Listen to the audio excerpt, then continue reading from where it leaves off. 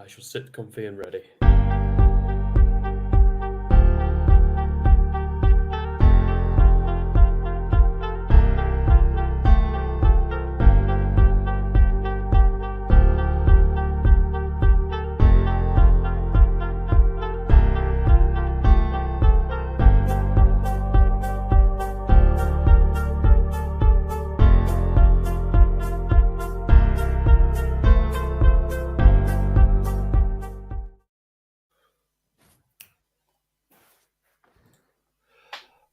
Hello everyone, welcome to the Gimme Wrestling Podcast. My name is Dan, and that is Sam.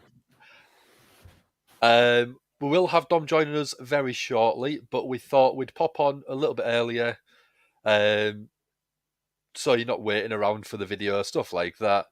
But we're doing our top 10 wrestlers of 2022. We're doing a bit of a combination of myself, Sam, Dom, and Ants. So we all picked our own 10.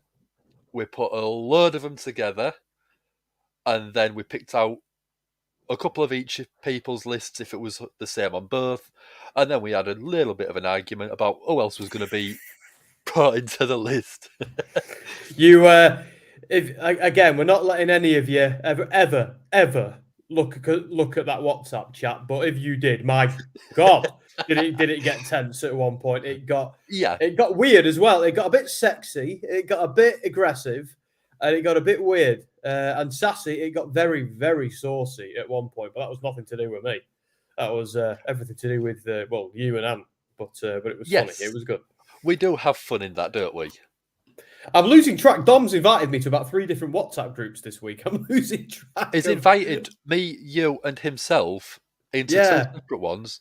We've got the Chip Spice Gang. Yeah. And then we've got the other one that is done just today. Yeah, and there was the one from the other. Oh, is Chips?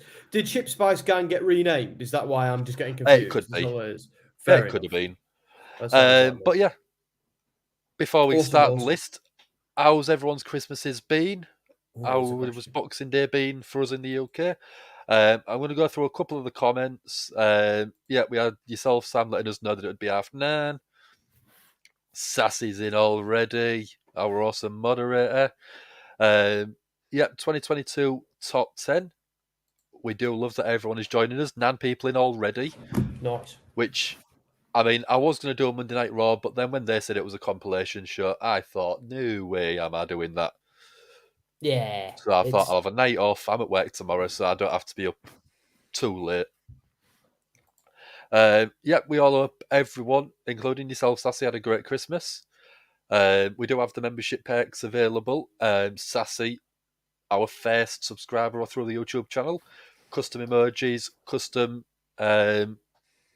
logo icon next to our name, which is cool. We've got Todd in. How's Todd doing?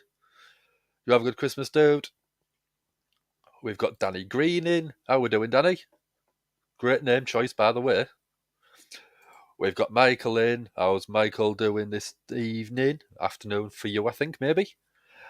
Who else have we got? Let's have a quick look. I think that's everyone that we've got comments in so far. But we've got the Mox Buddies, both of them in as always. Oh, we've got Saucy Sam. As Sassy says, and it's Dan the Man, and I've got the best manager on the planet, Sassy.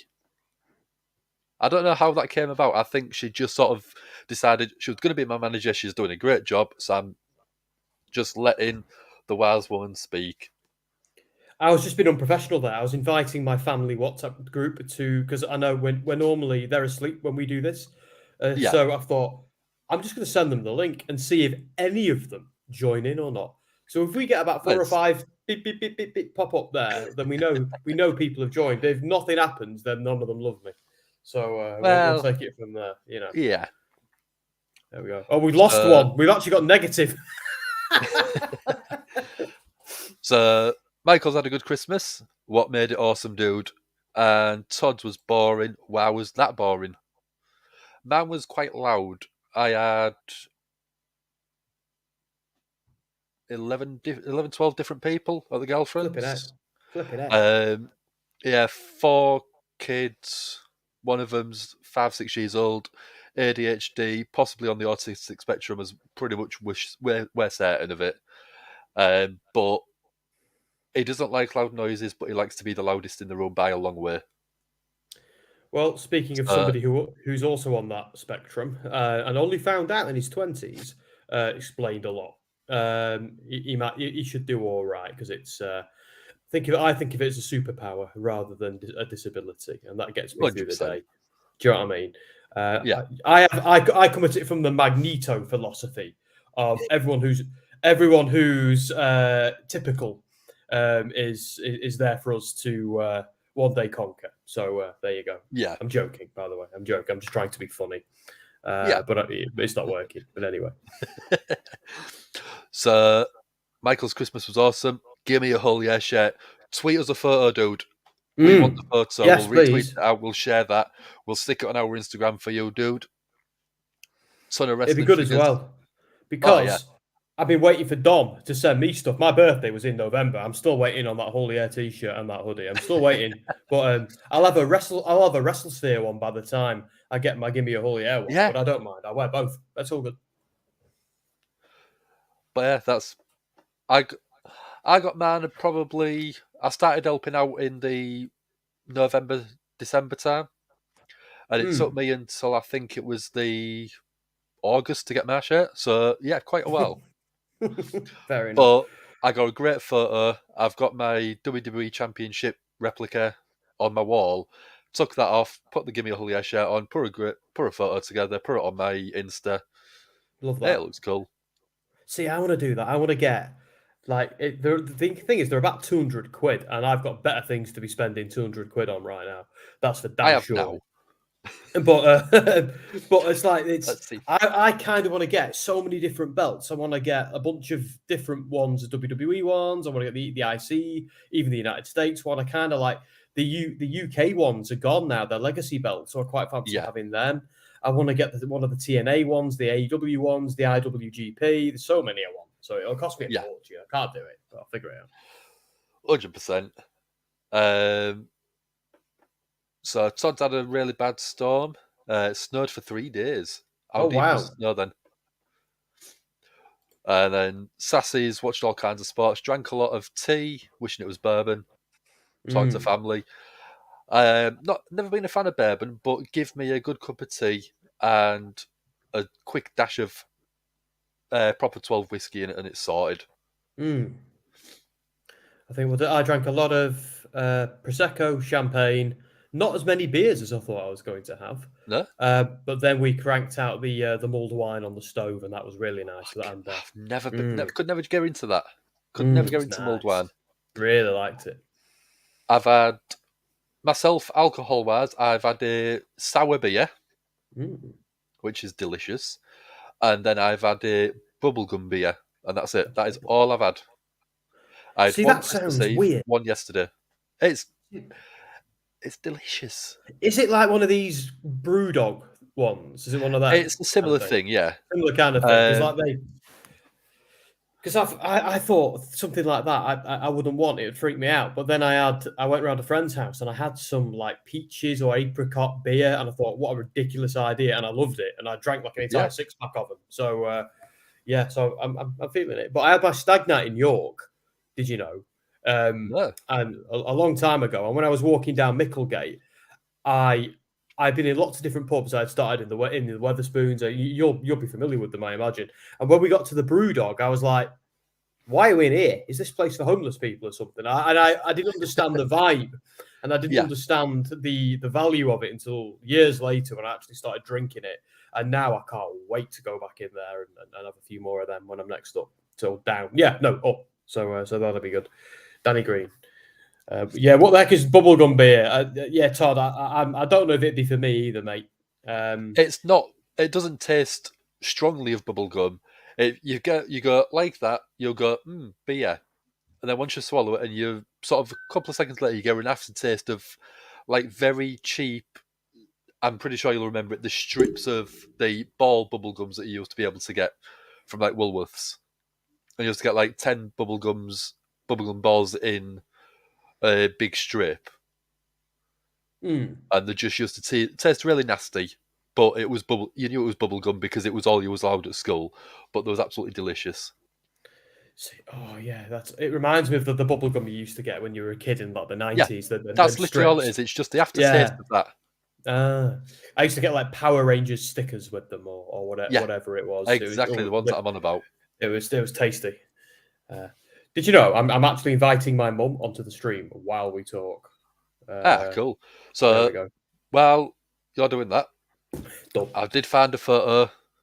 There you go. There it is. Oh yeah, it's your Twitter one. Yeah, that's your Yeah. Twitter one. I've never heard of bubblegum beer. You have now, Todd. You have now. Oh, you want the sour beer? I'm going to give them a shout out because it's the only place I've ever found that do it, and it's a company called Tiny Rebel. Tiny Rebel. They specialise in custom homemade beer and homemade flavourings and stuff on there, and they're absolutely delicious. They do everything from stuff like toffee apples, flavoured beer, all the way through to marshmallow, to absolutely everything. But the sour beer is unbelievable. You were all making me thirsty. This is killing me. I hope my wife saw my text and really is making that cup of tea. I hope she's not just thinking, "Oh no, I'm just going to stay here." My cat, what? My cat has stolen my new Mox blanket. See, I didn't even know they did Mox blankets. What is it, Sassy? Just a blanket made out of thumbtacks. It's not very comfy, but it's legit. It's Mox. It's a Mox blanket. Yeah, it's not. I don't. When I think of John Moxley, I don't think of comfort. I think of violence and pain. I mean, do you remember the match he had with Omega where they suplexed off the stage into the sort of bed of barbed wire? That could have been sort of squished down a bit. There's your blanket of barbed wire. Yeah, it seems like it's 100% Mox, isn't it? Him and Renee getting to bed at night, and she's like, "Can't we just have a proper bed?" And it's like, "No, barbed wire, bed of nails, bed of nails." Starting point. Just for him, just to keep his edge. I'm trying, but he bit the cat. He bit me twice. It's cute because he's rubbing his face on his face. Yeah, cats are they can be aloof, can't they? Yeah. We're not the most organised group. Speak for yourself, Todd. Where we are the picture of professionalism here. We haven't said we're literally just trying to buy time until Dom turns up for a little bit. That's what's going on. We're waiting for the boss. That is all it is. He's put the list together. He has sort of put honourable shout outs for certain wrestlers, stuff like that, but I don't want to go through them the wrong way around. Yeah. I mean, I'm just going to load up the content stuff that he's got a plan, so we don't want to mess with his plan. So I said, I could do whatever I want, but all he's done really is put a few photos on the stream of different wrestlers, but he hasn't told us what order. More than I've done. I mean, he's got people. I mean, Takeshita. Are you a big fan of Takeshita? Yeah, I think he's great. Yeah. I'm looking forward to seeing more. I want him to book him strongly, though. Do you know what he needs? Enough with the exhibition matches. Let's have someone come out and attack him. Let's have a feud. Have him involved in let's say a storyline. Enough with the whole, oh, here's Takeshita, isn't he great? We're gonna have a really nice exhibition match. Let's see some fire. Let's see something happen with him, you know? Yeah. That's what I want to see. I want to just put my heater on. It's cold in here. In the north of England. I mean, it's been on AEW since about since 2012, but sort of a couple of months into the year. And he's done sort of quite a few bits on Rampage, quite a few bits on Dynamite. It was at Battle of the Belts in August against Claudio Castagnoli. Yeah. Did end up losing, but it was a bloody solid match, wasn't it? Yeah, I've never seen him have a bad one. I think I think they had him on a few darks, and then they kind of graduated to Rampage and Dynamite. So that was nice to see. But I think he's the future. I think he's amazing wherever he ends up. Far, so good. He's been. I mean, this year I think he's been smashing it out. I mean, I'm just having a look at the list of people he's been up against since returning to Dynamite. Brandon Cutler, Hangman Page, Eddie Kingston, Moxley, Claudio Castagnoli.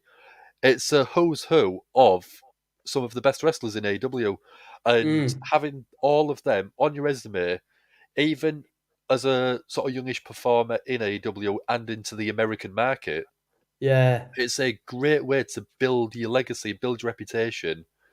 If you wanted to branch out and work more Ring of Honor stuff instead, or leave and even go to Impact, you've got a good base of these of who I've wrestled over the past year. Go check their matches out, because you'll say Moxley, Kingston, Castagnoli, all they do is put on match after match of pure quality. It's just absolutely brilliant to see. Before I die, speaking of Kingston, before I die, I want to see Kingston hold a big title. I think the WWE ship has sailed, so it's got to be that AEW one. You know, I'd settle for the IWGP, but I want to see Kingston holding that AEW big one. Just at some point, I think he's owed it at this point. Not just a case because I think it'd be a good story. I think he's owed it. I think that's something we need to see one day. But there's a ton of people I'd love to see hold that belt. So, definitely. I mean, I always look at Eddie. I mean, sort of going off a little bit off topic, but I always see Eddie Kingston as like a Tommy Dreamer in ECW, where is always just an inch away from catching the title. And I don't think that they'll ever put it on him for a long reign. It might be on him for like a week or a month, but I don't know where they'd go from there. I'd love him to have a good long reign. I am going to try doing it this way by loading the performer up on screen and then seeing if comments go over top of that. So give me a second. So there we go. There's I'm not sure exactly how to pronounce it, but do you want to have a go, Sam? I think it's Kenosuke Takeshita. I think I got that right. That sounds about right. If I butchered it, someone tell me. But that was. Oh, they will do. Don't worry. Who's it going to be? Is it going to be Dan? Is it going to be Sassy? Or is it going to be Michael? It's going to be one of them. Come at me. Yeah. Anyway, I don't mind, Dan. I did my best with this. Oh, we got Dan reading from Eve Wrestling. How are you doing, Dan? Eve Right Girls of Wrestling are in the house. Our second subscriber on the YouTube channel. So we will be probably getting shouted at by Dan soon about some of the wrestlers that we put in the list. Well, don't worry. Before any of that happens, we've got to just say obviously we've had 4 lists in circulation, and our 4 lists will comprise our main list. So we'll hear no criticism of said list. We're welcome to debate it, but because it's like my list is my list, they are my top 10 wrestlers. No matter debate changes that, they're my 10. Same goes for yours, Dan. Same goes for Ants. The only issue I take with Ants is Roman Reigns wasn't on it. But I love how even Ant had to concede that Sami Zayn, a WWE boy, had to be on there. So you're right, Ant. I respect that. I kind of like Dom's, and obviously I saw yours in the chat. But I think we'll have to do our best to put together our top 10. But remember, folks, just if you don't like our top 10, it doesn't have to be your top 10. You do what you want to do. It's like these the emails I get once I've done a game review telling me how wrong I am. Well, I'm the one who's spent 2 weeks playing it, mate. So we'll before it came out. So we'll see how it goes. But anyway, yeah. Yeah. So I mean, what I'm going to say is put your own top 10 list in the comments once the video goes on YouTube or on your Facebook. That way we can see other people's ideas, other people's opinions. You might put someone in there that we've completely forgotten about, which will be quite cool. But I thought we'll bring us back. Just going through it. So I'm not talking about him possibly going to Impact. I'm just saying it's a possibility with the wrestlers that he's been performing up against. He could go pretty much anywhere, and he's got a great resume in his sort of back pocket, really. Sassy's coming in with the knowledge wrestling in GCW as well. Completely forgot about GCW. Yeah. Again, putting on some great shows lately. I need to get deeper into GCW because I've never been I've never don't get me wrong. I'm all I don't mind hardcore wrestling. I don't so much mind street fights and stuff like that. But I've said this before on stream. I've said it to Dom. I like it when it's a feud has become so bitter there is nothing else but a death match will do. That's like we're thinking like go back to the Progress days of Jimmy Havoc versus who was the little angry guy that he always used to fight. That sort of thing. That's what I'm about. I don't like. Oh, thank you. I've got a cup of tea. Thank you very much. Thank you. Very nice. Thank you so much. In Man, the perfect black mug for tea, me. 2 sugars. Little Miss Princess. There we go.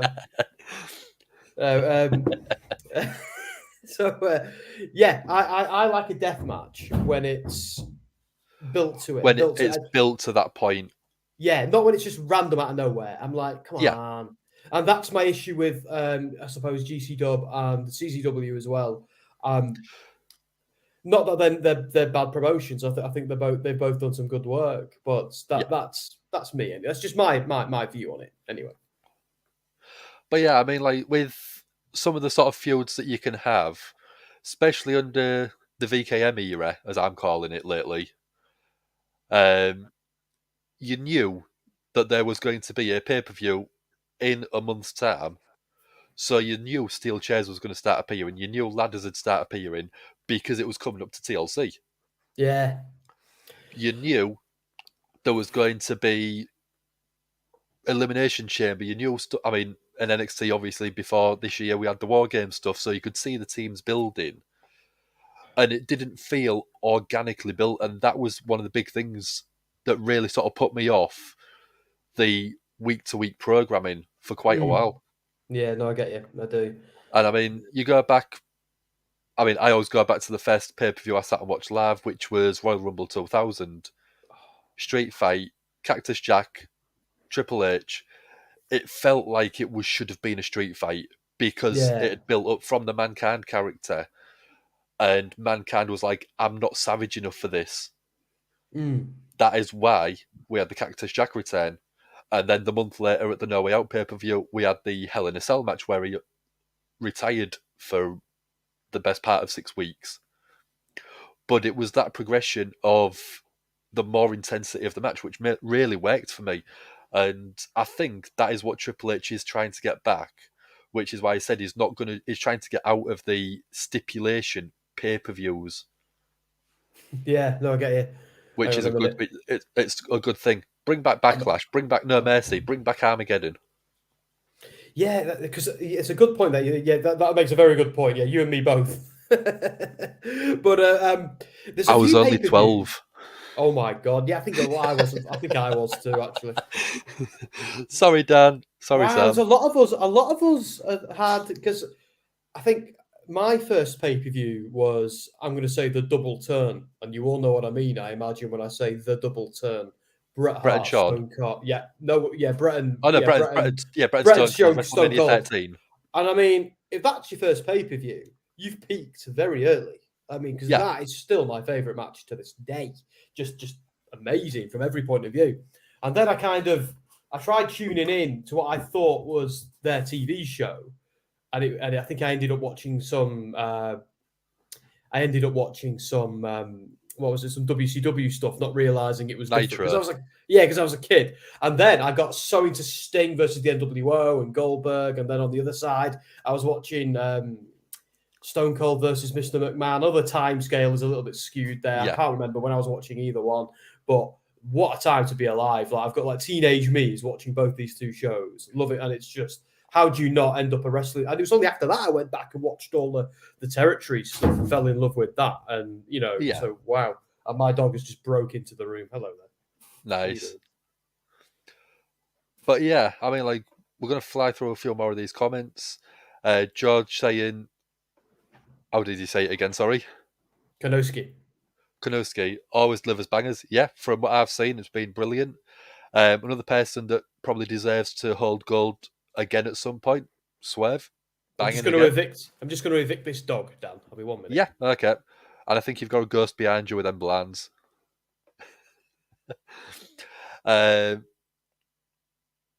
GCW's an indie, so it don't really mean much. No, maybe not. We've got Gavin in from the Facebook page. How we're doing.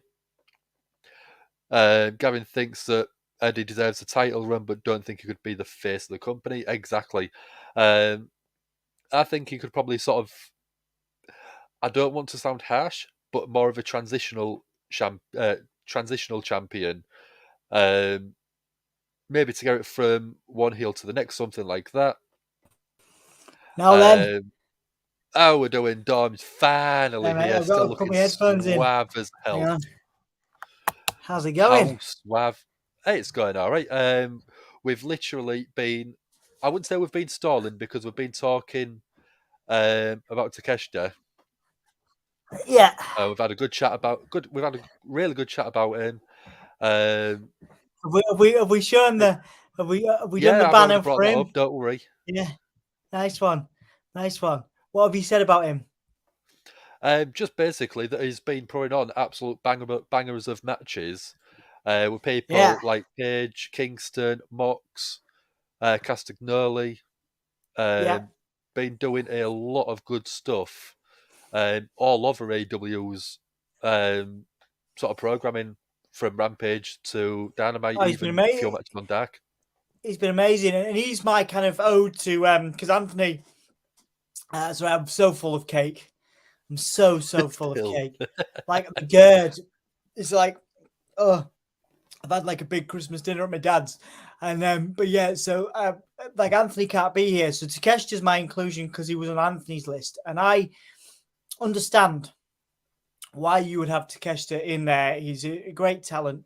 I've seen that Dan Reed is in as well, and obviously Dan does a lot of AEW stuff, and it's you know, I think he's a great talent. And the other person I was going to put in was Minoru Suzuki, and actually Takeshita replaced Suzuki in there for me because Suzuki had a banger of a year at the end of 2021, but obviously Takeshita's still going, still doing great work.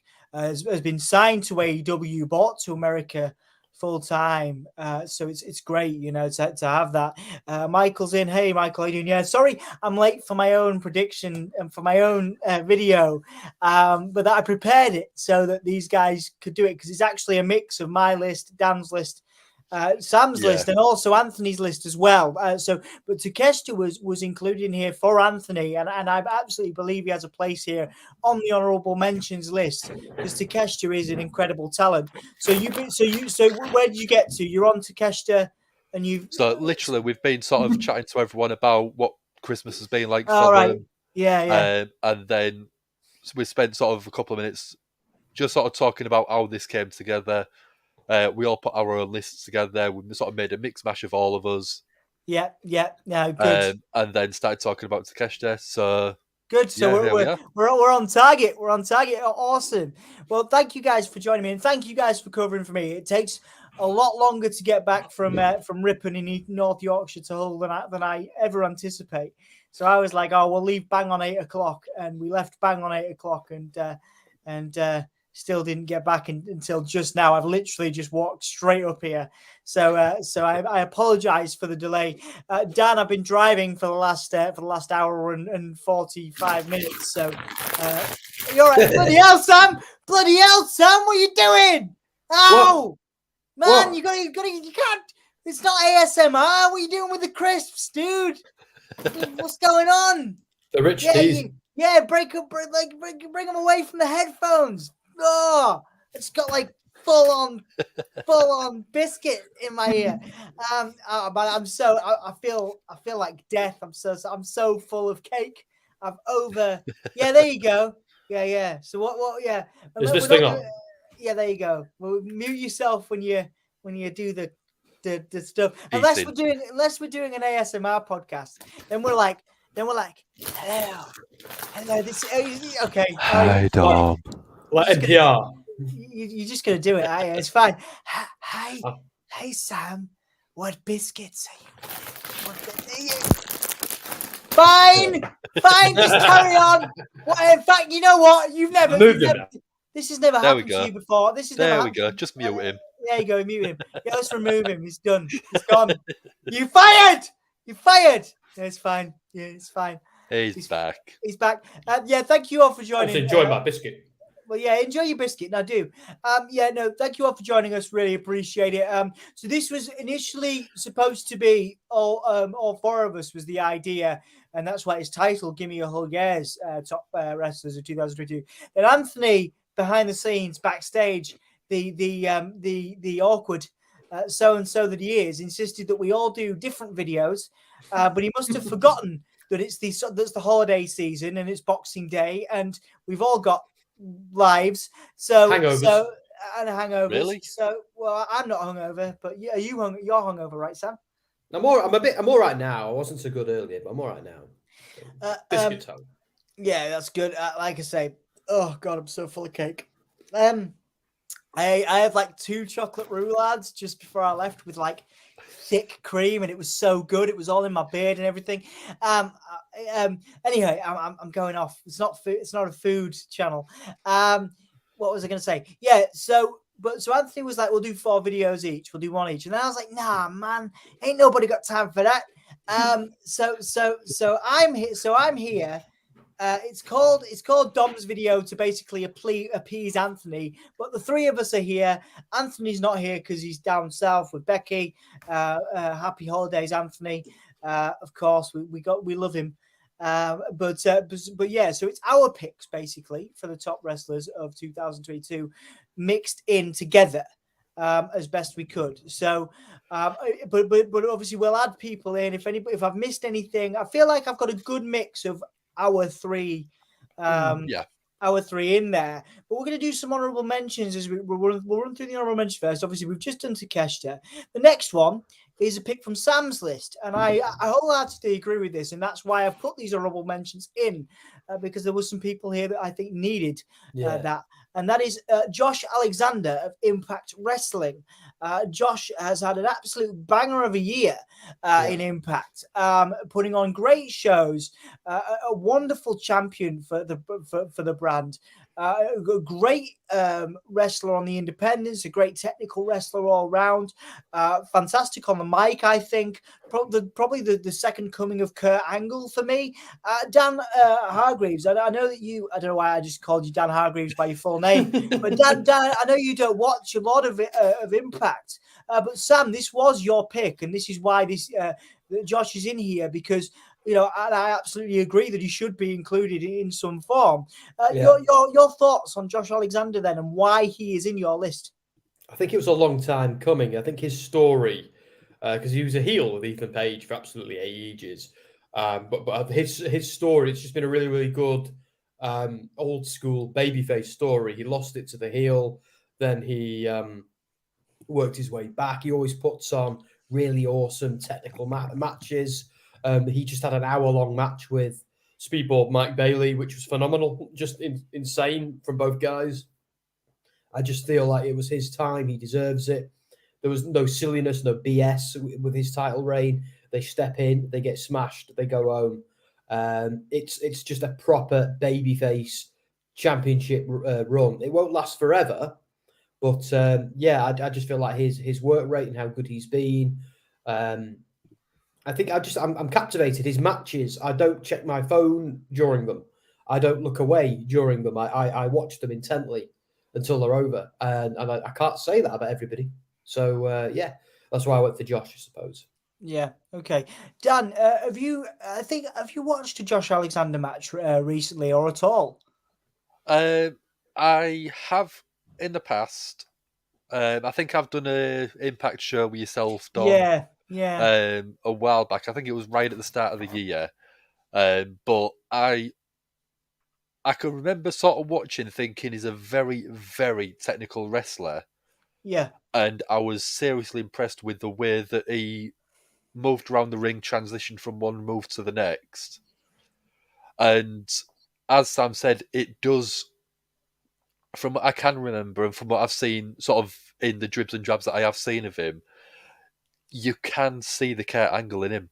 And when you're comparing yourself to Kurt Angle, it's a big moniker to live up to. And being able to say by a lot of people, you are doing absolutely brilliant work, it's basically a testament to how good he is. And that's exactly why he's on the honourable mentions list. Yeah, I think he's amazing and totally deserves to be here. And I'm sure he's going to have a banger of a year again. Great matches with the likes of Speedball Mike Bailey, who would have been one of my other honourable mentions if I had more time, and we have more time. But the next one is before you get there, go on. If you do want to, we have got an interview with Speedball Mike Bailey on the Oh, channel. there you go. Yeah, we do. Good work. Thank you, mate. We do have an interview with Speedball Mike Bailey right here on the Gimme Your Whole Year Wrestling podcast. So go and check that out in our Impact interviews section. The next pick, I think, was on a couple of your lists as well, but definitely on Anthony. So this was included as an honorable mention. Many of you will say that they deserve to be in the top 10. That's FTR. Now, FTR, Dax has obviously had a couple of banging singles matches as well, but as a tag team on the whole, one of, if not the best tag team of the year, bar the tag team that I have included in our top 10. Any thoughts, guys? Because I know that Dan, you have watched some AEW. Sam, obviously, you do as well. FTR, technically the best tag, arguably the best tag team in the world. Brilliant matches with the Briscoes. Again, if I had more time, the Briscoes would be in here. I think the Briscoes are great, but just banger after banger of matches, really. So they're why I think FTR deserve the inclusion in this list. I just think they're an incredible talent and really deserve all the plaudits for being top guys and just being, a great team. Yeah, they're. I think other than a certain other tag team that I think we're probably going to mention in a little while, if we're feeling oozy, the FTR, just that their series with the Briscoes, that alone, the belt collecting that they've done in all around in Japan and in Mexico and wherever else, it's just awesome, and I can't wait to see what they do. And I feel like as well, what's been nice is because they've been a little bit underdogs. I feel like they've not really had. I don't know what's going on backstage, if there's any politics or anything like that, but they haven't been given the big thrust, the big push that fans are clamoring for. And that's made fans clamor for them even more. So now they're over as Rover. So I think 2023 is their year, very much so. But right now, the Acclaimed are great as well. So, I've not been ready for the Acclaimed to lose it either. So, but just as far as wrestling mastery goes, the FTR are just incredible. Yeah. I totally agree. Again, wrestling masters. Dan, your thoughts on FTR? It's nice to see a team with the old school mentality of we are a tag team wrestling sort of duo. Yeah. I mean, you have people like the Acclaimed, like the Bucks, but there's nothing like an old school paced match with so much storytelling, so many tag team maneuvers, time to perfection, and not having a. It sounds harsh because the Young Bucks do it really well. What I would call a spot fest. Yeah, he's right. You'll go through the full match, and it's not one spot leading into the next spot. It's a story of taking an opponent, grinding them down, maybe working a body part for a few minutes, then working a different body part, and having that build up. And it's just so good the way that they can do old school storytelling in a modern day promotion. Yeah. And again, with someone like them, we could have put them in, and no one would have complained that they was in the top 10. The belt collector gimmick absolutely destroys it because it puts them over in so many different promotions, and then when they go back to that promotion and end up losing the belt, the team that takes that championship off of FTR are elevated through the roof. So they're going and doing work in other promotions to help build future stars in other companies, which is just so giving back to the companies and the fans themselves. Absolutely.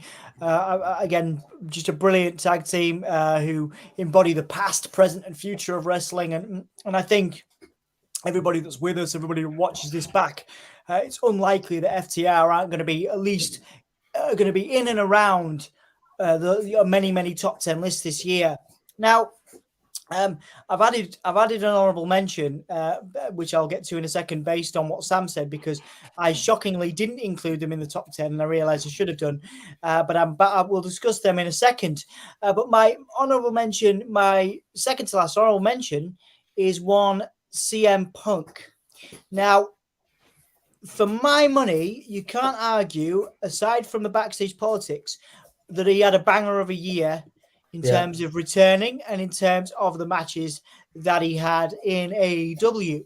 Now, I understand this is going to be controversial to some people, and I get that, but that's why he has the honourable mention tag here, because I don't think he's in the top 10, but I certainly think you can't have a top 10 list and certainly honourable mentions, guys, without including CM Punk for the work he did with, Darby Allin, MJF, John Moxley, Eddie Kingston, one of the certainly a standout year for one Phil Brooks. What do you guys think?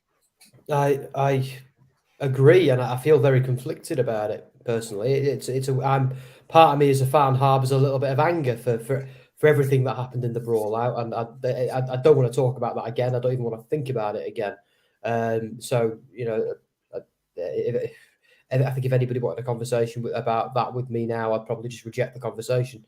But yeah, you can't, like, that return and or everything that happened after his return.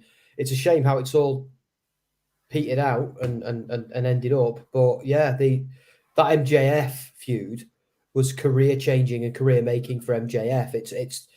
It's turned MJF almost into this ultimate supervillain, and without that CM Punk feud, I don't know if we would have got that yet. We would have been quite where we are. So yeah, I agree. And the guy still got it. Still got it. We might not ever see him wrestle again.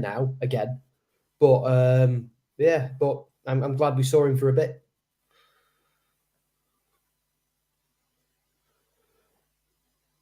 Unmute yourself, Dom.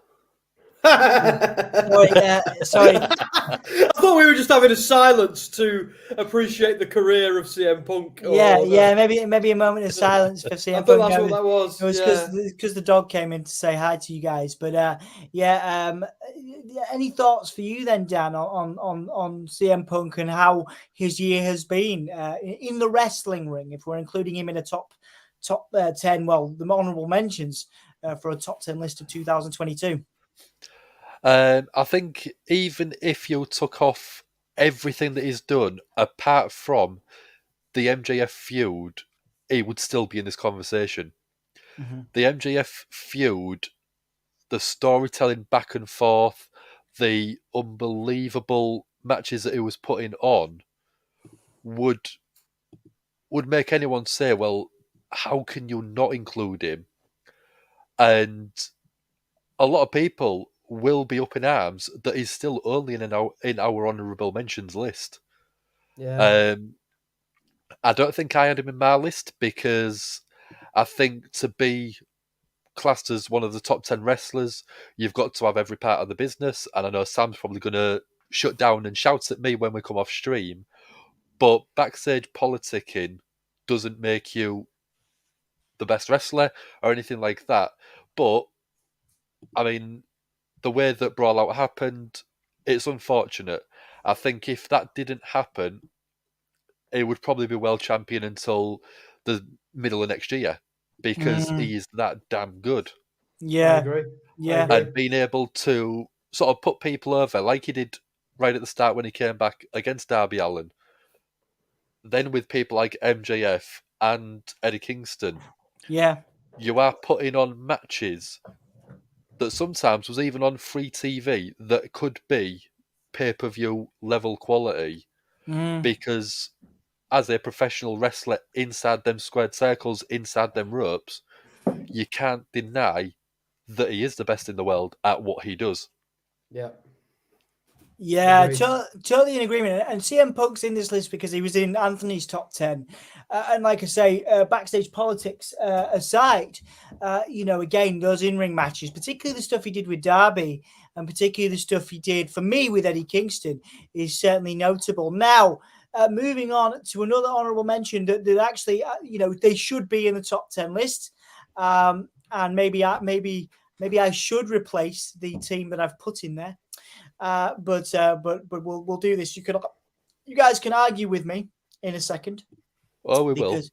Because I have put in the honourable mentions the Usos. So the Usos are in this list as an honourable mention. Now, I've put another team in the top 10, and with perhaps more forethought, maybe this would be in a different order. However, the Usos have been, for my money, the second best team in wrestling this year, and that's underneath the team that I've put in there. Now, the Usos have had a banger of a year. They've wrestled more times. I believe it was Dan that told me this, or Sam. One of you told me this. They've wrestled more times. It was Dan, I think. More times than anybody else in wrestling. Now, again, an incredible team. Really come into their own with the bloodline stuff. Really come into their own as singles competitors as well. I just think they're exceptional. And actually, the more I think about it, the more they should be in the top 10 list. And I actually feel like this was an error on my part. But certainly for you guys, the Usos, whether they're included in a top 10 list or honorable mentions, should the Usos be in this conversation? Yeah. I don't know. I've forgotten who your other team is. So, but yeah, if be it honorable mentions or the list, I'm just happy they're included because they've had an awesome year. Like they've really nailed it. Longest, reigning tag champs. They're in that stable, the bloodline with Roman Reigns. They're putting on bangers as well. Let's not forget they're just brilliant. And I think if it wasn't for who I suspect your other team is and FTR, who are also in the conversation, have also had standout years. They'd be completely unopposed. So yeah. Dan, you've watched a lot of wrestling, a lot of WWE this year. Obviously they feature quite heavily on SmackDown, which is obviously a show me and Sam cover, but also you have been given the unenviable task all this year of tackling Raw. Now, do the Usos make you more excited when they show up on Raw, when they've showed up on Raw more recently for those 3-hour-long slogs? How do you feel about the Usos as a team? In my own personal list, I actually had Jey Uso in my top 10 as an individual wrestler. Wow. Not to say that the stuff with Gimme has been bad or anything like that, because it's been exceptional, but I just think that Jey Uso, with the character work that he's been doing, with the Sami Zayn stuff, has been absolutely out of this park every single time he's been on the shows. Yeah. The amount of times that he's not even been saying anything on screen because Sami's been talking, but it's just a little glance that it would give, and then you wouldn't sort of say anything for a little while, and then a little bit later on in a month or two's time, it'd say something, it'd just be like a couple of words, but the way that he was putting over his disdain for Sami Zayn because he didn't trust him, and letting that spill out into matches where they'd take a sort of pinfall, but there'd be something storyline-wise which would cause something to happen. Jay, for me, has been absolutely exceptional.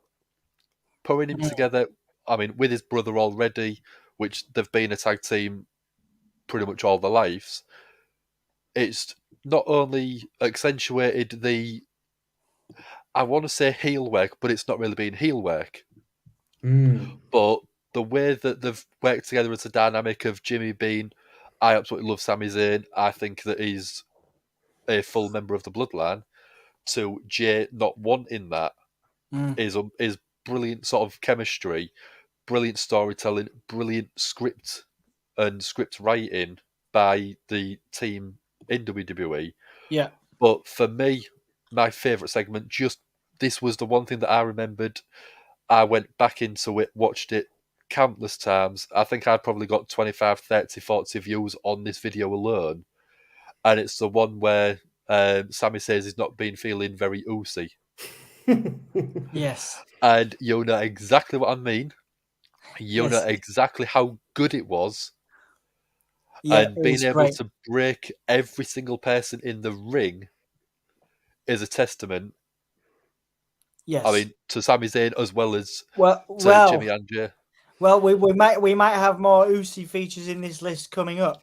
But certainly, I mean, does that cover your thoughts on the Usos? Would you like to move on, or is there anything else you'd like to add about the Usos? Usos matches can sometimes have a very simple formula, but that simple formula is doing the job they need. Yeah. But as a team, you can argue that the team that we've got in our top 10, the Usos, FTR, and maybe the Briscoes, yeah, I think so. are all interchangeable into that top 10 list. Absolutely. We went with is the correct choice in the grand scheme of things. Thank you. I was worried about it. I was worried about the it. Usos. It's such a tight split of do you go the Usos, do you go the team that we chose, and weighing up the overall year, the overall contribution, the overall impacts that they have had, the one in the top 10 I think is the better choice. But if we swapped it around again, you couldn't argue with why they are there in any way whatsoever. No, and that's how you know how hard it is to pick. Yeah. Great year for tag team wrestling, and obviously more of the same in 2023. Moving into the top 10 list, then, guys. I know this guy featured quite heavily on both of your lists. I believe both of your lists, certainly mine, and I think Anthony's as well. If I remember, it's Gunther, Gunther, the former Walter. Now, leading Imperium, in NXT UK and all that stuff notwithstanding, his matches on main roster SmackDown have been exceptional this year. Obviously, the NXT UK stuff he's done in previous years speaks for itself. Evolved before that. Walter Gunther deserves to be in a match with Brock Lesnar at WrestleMania, as far as I'm concerned, or certainly one of the bigger pay-per-views of the year. Sam, I know for a fact, and you have to forgive my memory, Dan, but I know for a fact that Gunther was on your list. So for you, what is it about Gunther, the Ring General, that really, piqued your interest this year? I mean, I've seen him in NXT UK live, and it was brilliant. But then, since he became Gunther and came on to sort of SmackDown, he's just letting, again, his ring work do everything he needs to. You don't see him speak much on the microphone, and you haven't in his full career, as far as I'm aware, even outside of WWE. But in terms of what he does, the match that he had with Sheamus at Clash of the Castle, I think, should be in the top 3 matches of the year. He is that good. Yeah. The way that he can just not periodically, but systematically take his time, but every move that he does looks impactful, looks like it's breaking the chest, looks like it's breaking the neck, breaking the arm, anything like that. It just makes it so believable. And I know you sort of had that British strong style with a lot of the UK wrestlers when he was in NXT UK, and I think he's brought a lot of that to the main roster. Because you hear a lot of the impact. The chops that he does are known to be some of the loudest chops in any company. And you look at him and you think, yeah, I don't want to take one of them chops. No. See? Straight away, no, I don't want to take one of them. But in terms of how he can perform in the ring, he doesn't flip about. He doesn't do high-flying stuff. But he does matches where you are compelled by the storytelling in the match with the moveset that he's got. Yeah. Yeah, absolutely. And Sam, I know he was on your list as well. Yeah. Anything to add to that sort of hard hitting style? Obviously, I got to speak to him. Actually, there's an interview in our WWE section with Gunther about the legacy of Imperium, and he talks about how much he values that. And how much he values that sort of there's the sacred nature of the ring. A technical genius, but not only that, very physical. Arguably a perfect. Foil to a guy like Brock Lesnar, a face Brock Lesnar versus a heel Gunther. Those are my thoughts. But for you, why has Gunther ended up in your list this year? Because again, it's a lot of people are saying in the comments that he should be further up as well. Yeah, well, I get it. He would be further up on mine if it wasn't for just some of the competition. Like I agree with every word Dan said, so I won't go over all ground. But we heard me talking about this on the SmackDown stream. The thing I'm excited about is him holding the IC title for the first time in God knows how long.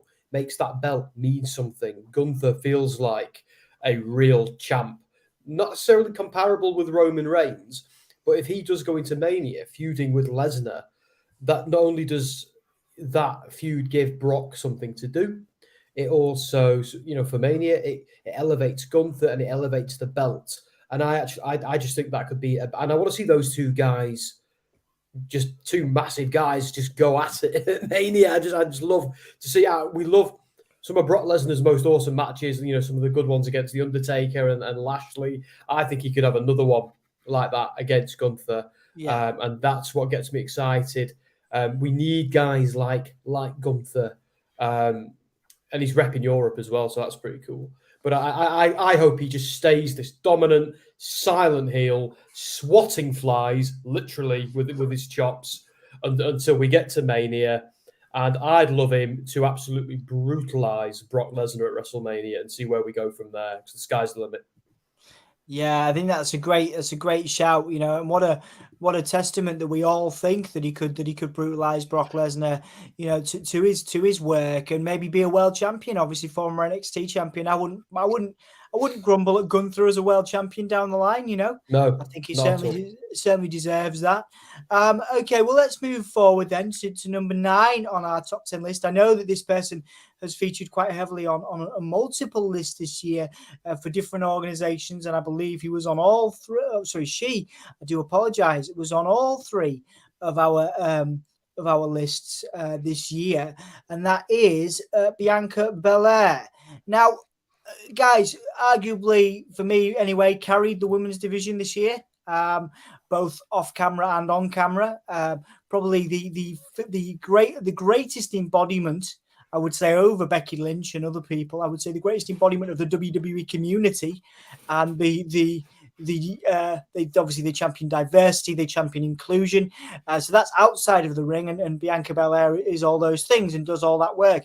But inside the ring, incredibly athletic. Again, had got to be up there, I imagine, for one of the people that's had one of them. Some of the sort of longest, but also the most matches. I think obviously the Usos are there. We mentioned those, but Bianca Belair's got to be up there. She's put a lot of work in this year and certainly deserves, for my money, to be on people's top 10 lists. I think she's an incredible talent with a great mind for the business and knows exactly what it takes in today's world to be a credible WWE superstar. I don't know what you guys think on that and how you feel about Bianca Belair. Do you want to go, Dan? Right, okay. I'm a little bit bored of her storylines. Nothing's happened in storyline that's tickled my fancy particularly, but I don't miss her matches. Do you know what I mean? I'm all about, like, I love the physicality. I love how I'm the roughest, the toughest, the baddest, the fastest. I love all that. I think she's great in the ring. I like now how she's finally broken up with Alexa Bliss, and we're going to see them batter each other. That's great. As far as athleticism goes and dominance, yeah, I think she's superb. Long may she reign. But I don't feel like until this Alexa Bliss thing, she's had a storyline that's really interested me. So I want that to change in the run up to Mania. But I've got absolutely no criticisms of her as a performer at all. Just the booking a little bit. Yeah. Dan, your thoughts on Bianca Belair in this list? Yeah, I can see a lot of Sam's points and completely agree with them. In terms of in-ring performing ability, I don't think there is a better female performer on Raw, bar none. She can go up against anyone and put on a great physical match with a lot of athleticism, a lot of sort of variation on moves. But I just think because we've had this ultra baby face for 18 months now, I do think that the character is, as Sam said, growing a little bit stale. But in terms of what she's doing, you can't really sort of fault it. Yeah. She's still massively over. Yeah. And while she is still massively over, and she's still got people that she can go up against, with people like Alexa Bliss, maybe down the line someone like Nikki Cross, it's going to keep her as one of the top baby faces on Raw for a long while. And I think that having her go up against another babyface in terms of someone like Becky Lynch, it's going to divide a lot of people. Yeah. Did Bliss? Sorry, Dan. Was Bliss assaulted her with some glass on a flower pot? Yeah. Yeah. So was that? Would you say that as a heel turn or a tweener turn potentially? I don't know. It's with Alexa, the way that they're telling the story is she goes tweener, into a trance. Yeah, so it is a complete tweener, but it gives WWE the ability to sort of judge reaction. Yeah. And then decide whether to keep a face or turn a heel. And I think it's very nicely done because they're having little snippets of the Bray Wyatt moth in the background every single time it happens. Yeah. So I think at one point she is going to go full heel, and it's still going to create the face heel dynamic with Bianca being that ultra baby face. And again, I don't think she's doing anything wrong. No. I think that sometimes a character has outrun its ultra baby faceness, same as what happened to Bayley. So you want to turn Bianca Belair heel? I'd be open I wouldn't to say it. turn her heel or turn her outright heel, but I would have her not be ultra smiley, walking down to the ring with a grin on her face every week. Yeah, maybe. Yeah, because she's the one like hugging kids at the moment, isn't she? Yeah, and she's doing all of the sort of press where she's doing like the Make-A-Wish Foundation, stuff like that, and Be a Star campaign, which I can't fault her. She's doing what the company is asking her to do. She's keeping all of the positivity and the babyfaceness in every single thing that she's doing. But in terms of myself, I know she was in my top 10 list because she's that good of a performer and she's been holding the championship up to a very high standard. But as a character, I am slightly bored of her now. Yeah, me right. too. Okay. Yeah. Okay. I can get what you're saying, but like I say, I got to speak to her a bunch at Clash of the Castle, and I think her priorities are, there. And I think unless you bring back Charlotte Flair as a face, and no one wants to see that, I certainly don't want to see that. Bianca Belair needs to stay your baby face and is your top baby face, arguably, in the company. From a woman's standpoint, Becky Lynch is obviously back now, so maybe you could make a case that she's second to Becky Lynch, but certainly consistently, Bianca Belair is the top babyface of the company. So I would disagree with you, and I think Bianca Belair has that kind of the potential of a John Cena effect, where you can keep her face so long as you keep the storyline interesting, and like you say, that's not necessarily down. So Bianca, that's down to the other, it's down to the people you put her with, and Nikki Cross, Alexa Bliss, but yeah, so Bianca Belair places at number 9 in our list. In terms of next up, this will again another person that I believe was in certainly in most of our lists was Sheamus. Now Sheamus has as we have quoted many a times on SmackDown, put together banger after banger after banger after banger after banger. Not just with the Brawling Brutes, but as a singles competitor, people were actually interested to see him maybe go up against Roman in the future. Sheamus has had a bit of a career renaissance, I believe, with the Brawling Brutes. Some people disagree, some people don't. But your thoughts, guys? We'll start with Dan on this one, and then we'll move to Sam. Your thoughts on Sheamus and Sheamus's place on a top 10 list for us in 2022? I mean, you hit the nail on the head. He's had a renaissance with his career. He's been doing unbelievable work with number 10 in the list, Gunther. That storyline with himself, the Brawling Brutes Imperium, has just elevated Sheamus to a level that I don't think I've actually seen him at as being as so over as a babyface. I agree. He's been over as a heel, which brilliant work done a couple of years ago. But now, whenever he turns up, he's getting some of the best and loudest pops because he's putting on such great work. And I think people are starting to realise how good he actually is in the ring and how long he's been at the top of his game. Again, I allude to the match at Clash at the Castle. We was there in person, and it was the second match on the show. And a lot of people write off the second match of the show. Definitely not with these two. Yeah. Sheamus came out. At the end of it, his chest did look like it was a couple of hamburgers mashed together. But he put on, as I said, it's in my top 3 matches of the year. Yeah. For people who technically are mid-card, fighting for a mid-card title on, I know WWE was saying it was a stadium, it was a A-list show, but it wasn't. It was, in a way, it was a very, very overhyped house show in a few senses for myself. Definitely. But in terms of match quality, I think you've got to put that match up there with maybe not Okada Omega and that level, but it's definitely a 5-star match, maybe even a little bit higher.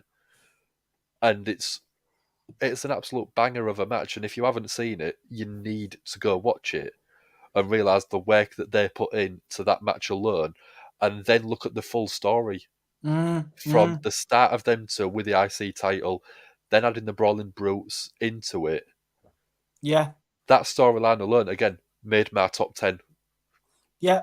No, I totally agree with that. And I would argue as well, before we move on from Sheamus, at number 8, that he's elevated the careers of Ridge Holland and even Butch, even Pete Dunne. Yeah. In this, the Brawling Brutes started as a little bit of a joke. Yeah. And I think they have become more than that. They've become something very respectable, very legitimate, a legitimate team. Yeah. Anything to add on Sheamus before we move on, guys? Yeah, I was going to say I agree with you about the house show thing as well, Dan. Like it's like the Saudi Arabia shows, isn't it? It's not a massive amount happened, but it was great to be there and see it. And I feel because not a single title changed hands. I know we had Solo Sikoa arrived and Giovanni Vici arrived on the main roster, so that was cool. So that apart from a couple of NXT call-ups and some great matches. Not much is in the history books from that show. It's really, really weird. But that Sheamus face turn is that Drew match. That Drew match with Roman was a banger. Yeah, I love that. But we're singing his name. That's me. Yeah.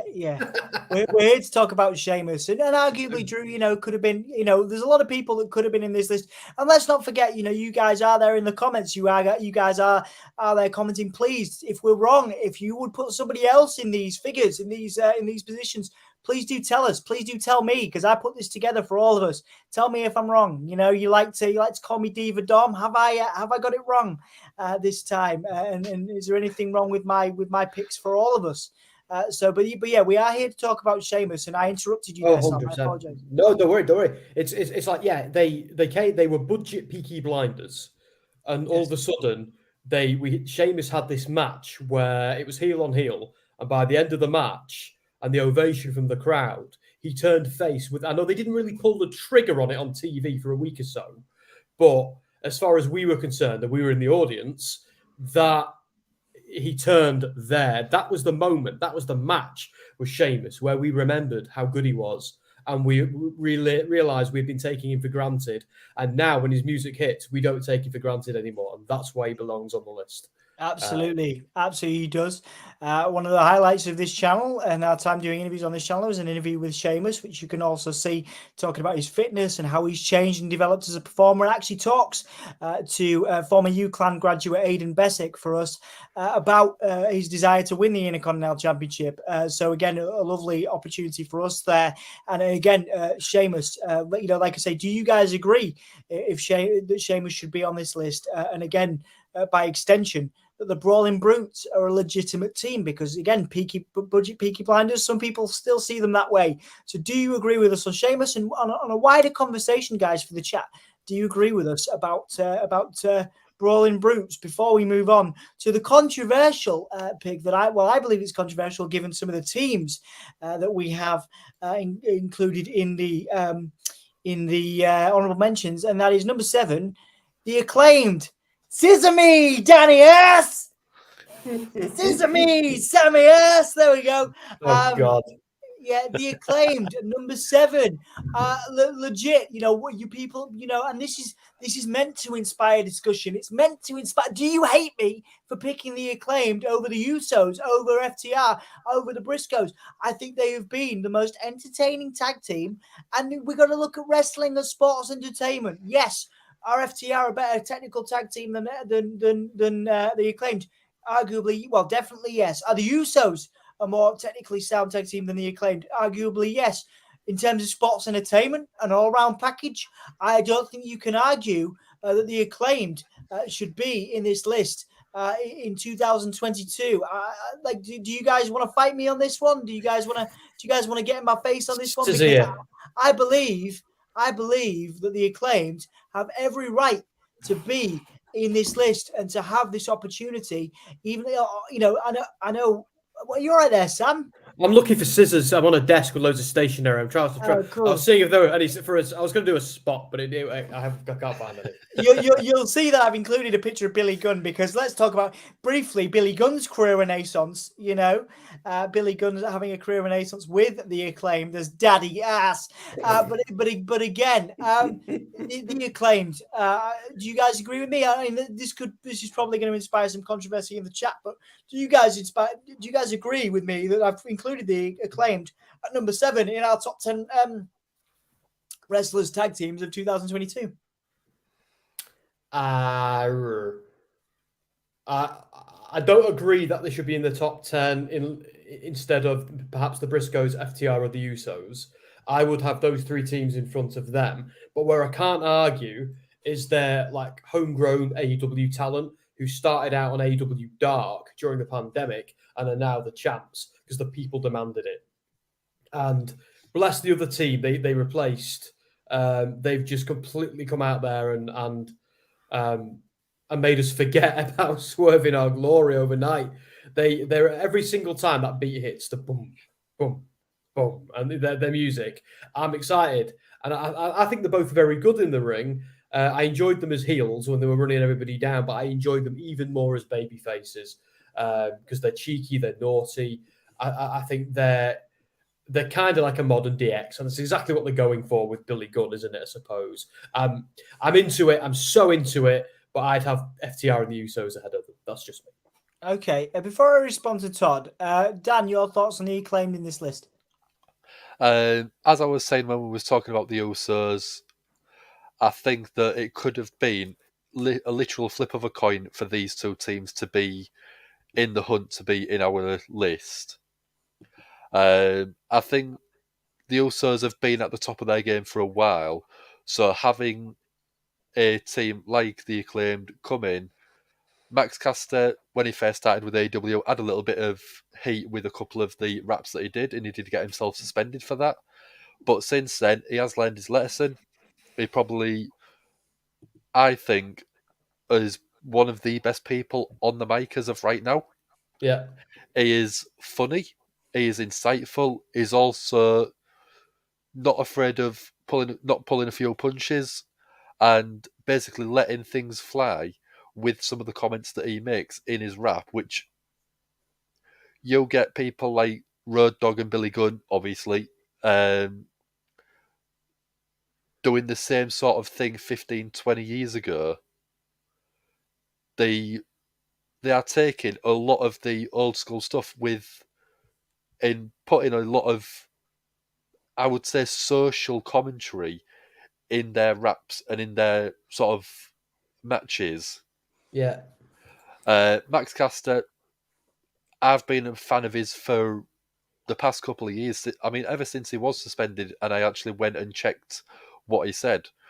But you take out of the equation the promo skills that they have as a team, they are still putting on some of the best tag team wrestling matches in AEW.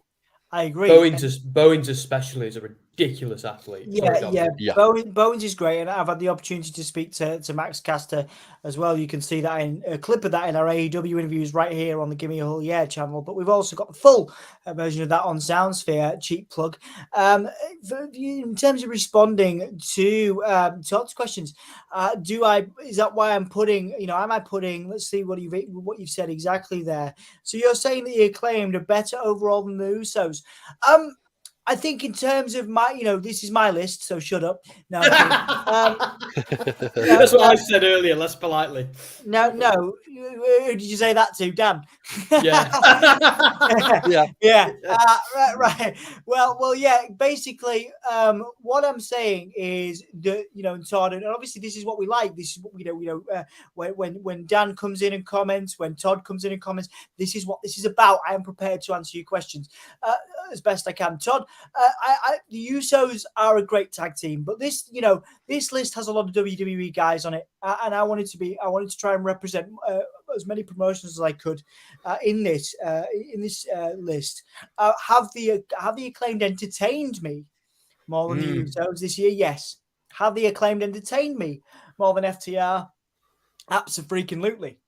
Would I rank the? That's a wider conversation. Oh, I don't know. Oh, it's so hard, that one. It's it is.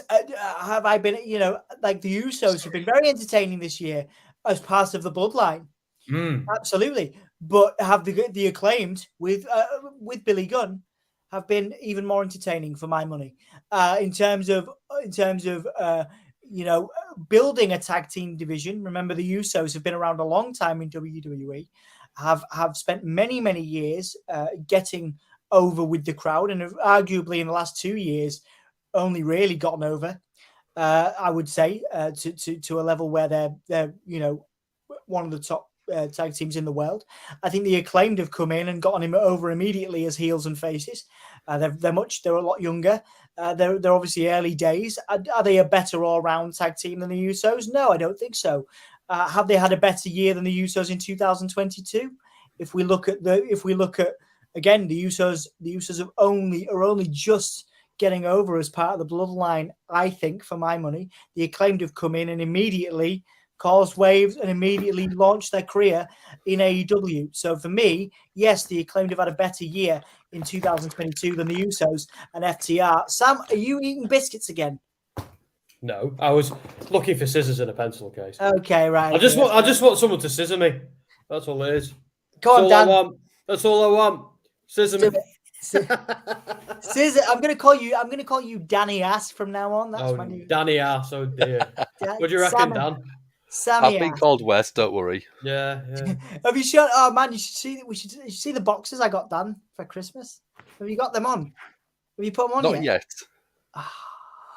Do they have Ant's face on them? Because if not, I'll be disappointed. They've got Dom's face on. They've got my face on. Oh, right. That's good. I may do a photo once we're done. Yeah, there you go. With the belt. Just with the boxes and the belt. That's all we need. Yeah, there you go. Absolutely. So for me, yes, the Acclaimed have had a better year all round than the Usos and the Acclaimed. The Usos and FTR. So obviously, let's see if we've got any other. We've got Gava's come in. And we've got some more comments around that. I'll try and get to those later on. Thank you guys for being here, as well as 10 people in right now. If you could like the video, that's great. If you could subscribe to the channel if you haven't yet, that's awesome. We are about to hit number 6 on our list of top 10 wrestlers, performers in wrestling of 2022. And I hope that you guys agree with this one. I think that there's a good argument. I think that they appeared on all of our lists in some form, and that is AEW's Jamie Hayter.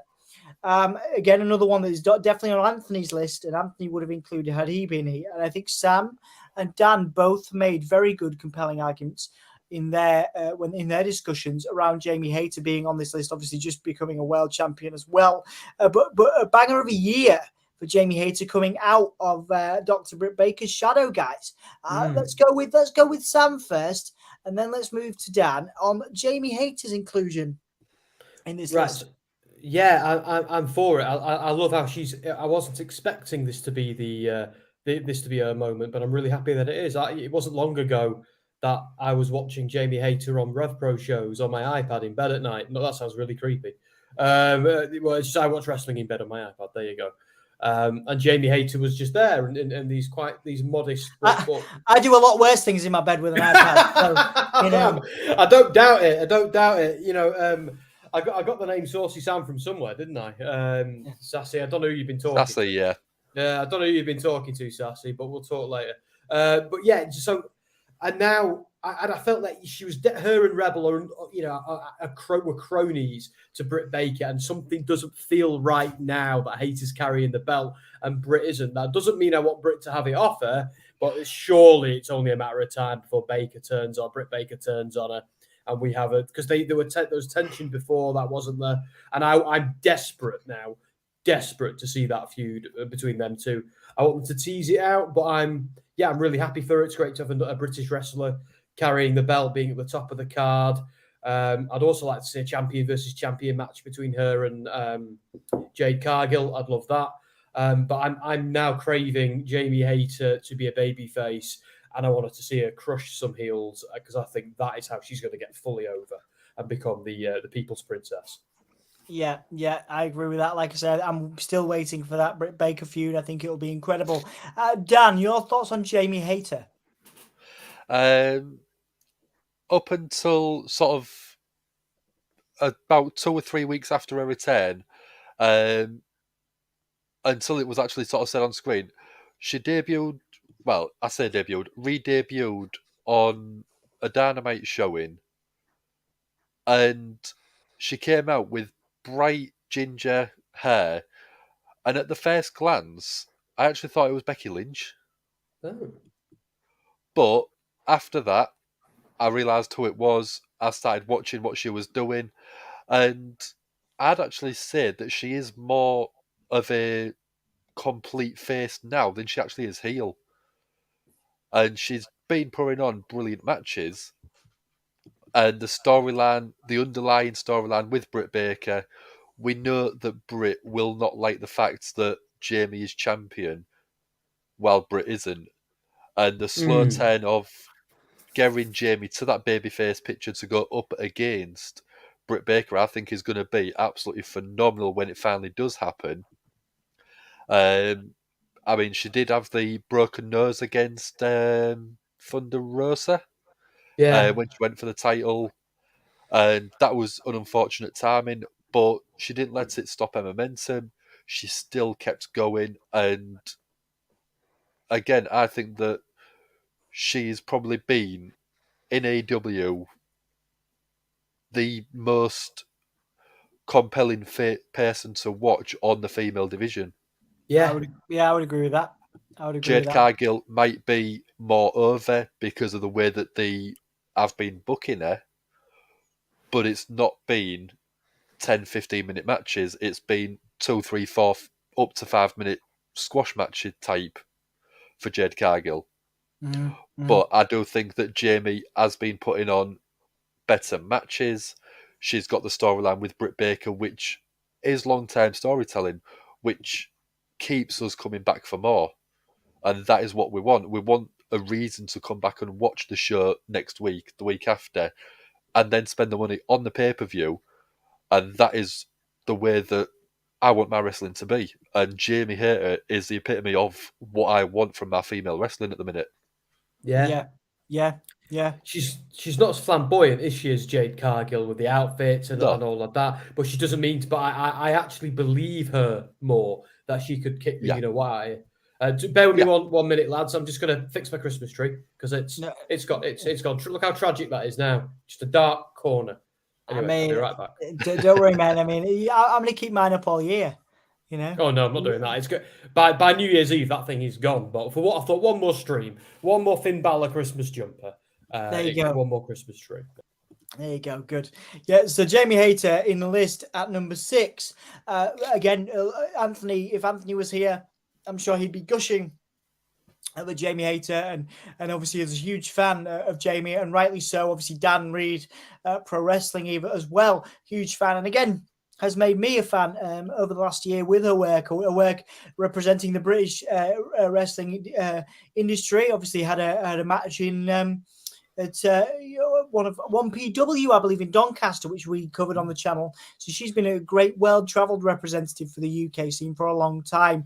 Certainly now having a world championship run showcases Jamie Hayter as the talent that she is, which is why she's on the list at number 6. Now, who's your daddy, Dan? I'm including this next performer as I believe she has elevated numerous talents, including legends this year on WWE programming, most notably, of course, Raw, and that is Rhea Ripley.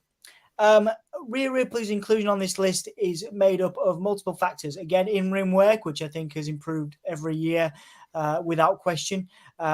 Entertainment value. Again, I got to chat to her at Clash of the Castle. She's very good at entertaining people, very good at talking to people, has elevated the career of Dominic Mysterio, and I believe gave Edge a renewed sense of relevance, with the Judgment Day storyline. And to me, Rhea Ripley, guys, is the true leader of the Judgment Day. Rhea Ripley in this list at number 5, guys. Your thoughts on that? Who is your pappy? And Sam, let's start with you, since you've just come in and you've changed your Christmas tree. It looks very nice. You've been away for a couple of seconds. I've been waffling on about Rhea Ripley and why I've included her in why I've included her in this list. Why do you think, or do you think that Rhea Ripley should have such a high inclusion on Gimme a Hug Year's 2022 top 10 wrestlers list? Yeah, I used to cringe at the Judgment Day. I still do at the name a little bit. And I'm a massive Finn Balor fan, and I think he's a bit miscast in there. But Ripley has just made it so cool. Her and Priest as a unit both fit. And Dominic Mysterio, I've always kind of thought there's a bit of nepotism in his career, putting him where he is, hasn't been through NXT, things like that. I've always rolled my eyes a little bit at him, but I'm so into this storyline with her gaslighting him.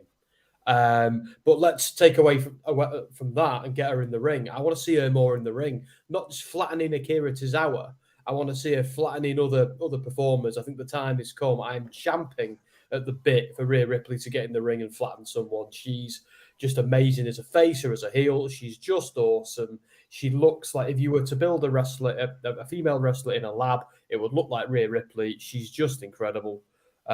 More of a, and I think out of all of the women in wrestling right now, she's probably my favorite. Yeah. Dan, your thoughts on Rhea Ripley's inclusion in this list? 100%. She might not have done as much in ring work because she did have a little bit of time where we think she was sort of injured for a little bit, and she was just on the outskirts of Judgment Day, being on the sort of ring apron, being the annoyance, and being the heel that she was meant to be.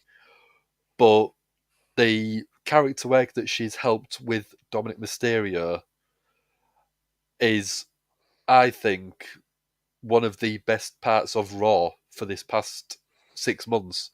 Ever since the Judgment Day storyline started, again, I was with yourself, Sam, I couldn't stand the name Judgment Day. I didn't believe that it was going to work. But now, it's one of my favourite segments of a Monday Night Raw show, because you know when they get to the ring, you are going to be entertained in some way. You're going to want to boo them. You're going to want to shout at the ref because they're distracting and using heel tactics. But a lot of that is down to Rhea Ripley, because she's letting the men do the performing inside the ring, and she's doing the heel work. And the best comparison that I can sort of think of is Sensational Sherry. Interesting. I was going to say, go on. yeah, I was going to say modern day China. Obviously, you know, she's been manhandling Riddle. There's talk of her also being in more intergender matches coming up. I think Rhea Ripley could be the next, you know, could be a great intercontinental champion. Down the line, maybe the first ever, female WWE champion. And that, you know, if they go down that road, Rhea Ripley's the person to do it. Sensational Sherry, I get absolutely in terms of look and vibe. China as well. I didn't mean to interrupt you there, Dan. I'll let you carry on, but certainly Rhea Ripley is next level, a generational talent. In terms of female, in terms of representing women's wrestling, as MJF would say. I mean, just going back to what Sam was saying about building a professional female wrestler from the ground up, that has been said about Charlotte Flair. Yeah. And when Rhea was younger, she got too many comparisons about you're just a Charlotte Flair ripoff. But she's taken herself, rebuilt her look quite a bit, because she does. You can't say that the two look alike now. And over the past sort of year, the ability to build that heel work, but also put over other talent at the same time, it's been absolutely brilliant. Because when you look at her, you think she's a towering monster, like China was, but she's only 5'7". Yeah, she's like my height. The tallest. We were the same. We were the same height when we sort of stood next to each other. Same with Finn Balor, actually. Surprisingly enough. You look at her on-screen presence, and she's putting on screen that she's 6'1", 6'2", and an absolute towering, dominant force. But that's how good she is.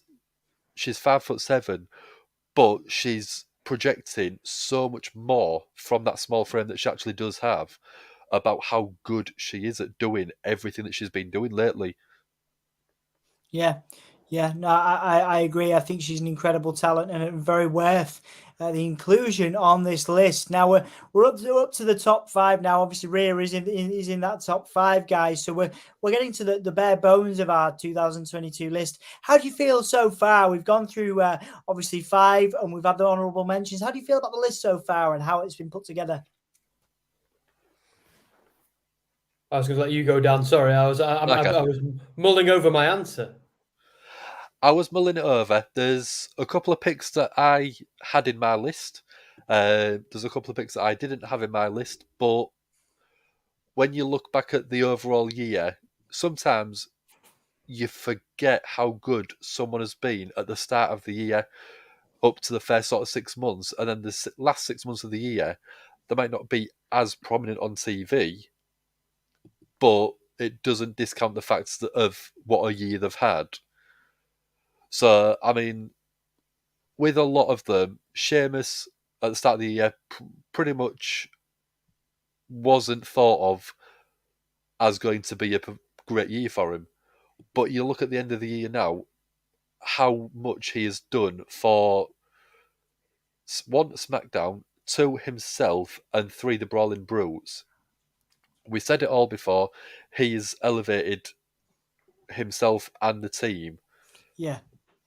And then there's been people that I would have had in my top 10, in the sort of bottom half of the list, that I still think deserve to be in there, but I can't argue with the people that you have put in there either, which makes it like it's a great list because everyone is always going to have a different opinion. We're all going to have our own favourites for our own personal reasons. And we're all going to have an argument about it, but we're doing it in a civilised way. Yeah. Comment section, I don't know how civilised that will be, because someone's probably going to say that there's no way that the Acclaim should be in the top 10. It should be the Usos. That's what this is about. That's what this is about, is to inspire conversation. But I do feel like, sorry, Sam, did I give you the opportunity there to have your say in that? I do apologise. I was going to say that it's so difficult, because I think when Sassy said something earlier which I agreed with, because I did myself. I did my top 10 tag teams, my top 10 female performers, and my top 10 male performers, and I ended up being so conflicted that I had 12 in the top 10 like dudes list. But it was so easy to fill all three lists. So when you've got to extrapolate that into just 10 acts, it's really difficult, because there's so many other guys and girls that I'd throw in there. But if we're picking the top 10, like I say, the way we've done this is what I said before. I said each of us that's our list. Yes. So it doesn't matter what you think or someone else thinks. That's your list. To you, they're your top 10. Nobody can say that isn't your top 10, because it is. Yeah, I have tried. I did try. Sorry, go on. Sorry. I was like, so when you so what you're doing is you're getting four people's lists and you're collating them. So all that list represents is the four of us. So feel free to you don't have to accept. We are not telling you what are the 10 best wrestlers this year. Just giving you what we've appreciated. Sorry, as a podcast, we are giving you our options, some of our options. I think you guys will agree with me in this top four, although the order could be disputed. I believe we're all certainly in agreement in every sense, and everybody put this person in the list, and that is Sami Zayn. We're all feeling a little loosey for Sami's inclusion. Sami Zayn has had probably his standout year, and that's saying something, as someone who's been wrestling for a very, very long time and has done incredible work for a very long time. But I think only now is he being realised as the sports entertainer that he is. He's always been a technical wrestler. He's always been at the top of his game as a performer, as a technical performer. However, I believe now, as we look upon, as we gaze upon his happy smiling face, I believe that Sami Zayn is becoming a sports entertainer through his work in the Bloodline, and really being appreciated as such. And that is why he is in this list, and that is why he's in this list at number 4 with a bullet, because I believe he has, and many people would disagree, I'm sure, with maybe him placing so highly, but I think that he has done an incredible job and absolutely deserves to be here and highly included in our 2022 top 10 wrestlers list. Dan Hargreaves, Danny Ass, your thoughts on Sami Zayn as number 4? I can't even argue with where he is on the list for me. I toyed about putting him number 1, number 2, number 3, number 4, because everything he's done so far this year has been entertaining as hell. I don't think there's been many better promos in WWE for any performer for the past year. True, you look at AEW, they might have had a few people. I mean, Max Caster, absolutely unbelievable on the mic. But the way that Sami Zayn has gone through this year, you look at WrestleMania, he was having a match with Johnny Knoxville, for God's sake.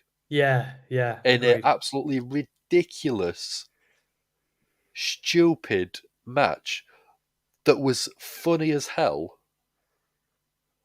And you can't think that someone like that is going to go on and be one of the most important people on a SmackDown story and then branching across into the Raw stories later on that year.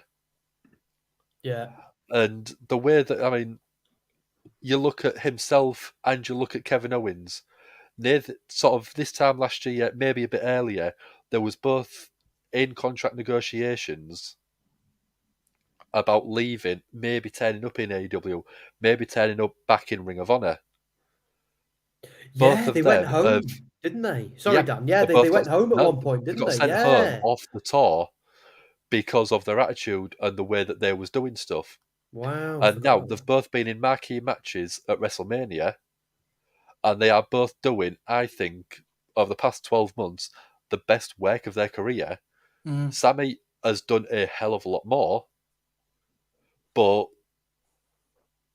the stuff that he's been doing inside the ring in terms of the match quality is always very good. Yeah. Then the promos are even better, and the backstage segments, the little skits that he does backstage, are absolutely hilarious. But I agree. Again, it's great character work. As technically, he's obviously a heel because he's part of the bloodline, but he is getting the biggest pops, I think, on SmackDown as of right now. Yeah. Every single week, he is getting the biggest pops on SmackDown. I agree. I absolutely agree, mate. Totally agree with you there. I think he's just had an absolute standout year. Sam, your thoughts on Sami Zayn in the list? I'm almost a bit disappointed that I know roughly where the booking is going due to leaks. Yes. Don't get me wrong. I'm for it. I kind of like it because before that I had no clue where they were going, and I was fascinated by it, and I'm still fascinated. I'm looking forward to seeing how it's all going to go wrong. I think it's going to break my heart. Even though they're heels, it's going to break my heart. I'm really gonna. Do you remember when they took the T-shirt off him and he was alone, and they were like, "You're a tag along, you're a this, you're a that." And I know they only did that to build him back up, but there's coming a point where they're going to do that for real. And so my point is, Sami Zayn, I'm going to feel every inch of that, and it's a silly wrestling show, and I'm still going to feel it. That's how good Sami Zayn is. You're going to feel the emotion. Yeah, absolutely. I'm going to blub like a baby when that happens. And if you can get to my heartstrings in wrestling, you've really done well. Especially in WWE. Absolutely. And I'm very excited for the future of Sami Zayn, whether it's tag team championships, whether it's a world title challenge. I think Sami absolutely deserves to be high up on many people's lists. As we get to our top three, because again, another person that I think is undoubtedly on all of our lists, as far as I can remember, and that is one Maxwell Jacob Friedman, MJF, number 3 on this list. I don't think there's many people in wrestling that's had a better year than this man, in terms of promos, in terms of in-ring work. There's obviously a couple of people you can say are better, and we'll put those in the second and first spot. But MJF, Maxwell Jacob Friedman, guys, is our number 3 in our 2022 Best Wrestlers of the Year. Sam, your thoughts on MJF? I've included him here again for his in-ring work, which has been much better than I've, again, watching it all the time, watching his matches with Darby back, watching his matches with Punk. His in-ring work, he's getting better all the time. I think it was great to start with. His promos, second only to our number 1. I think maybe our number 2 actually in terms of emotion, but certainly MJF deserves to be in our top 3, I believe, which is why I've put him here. Sam, your thoughts on MJF included here?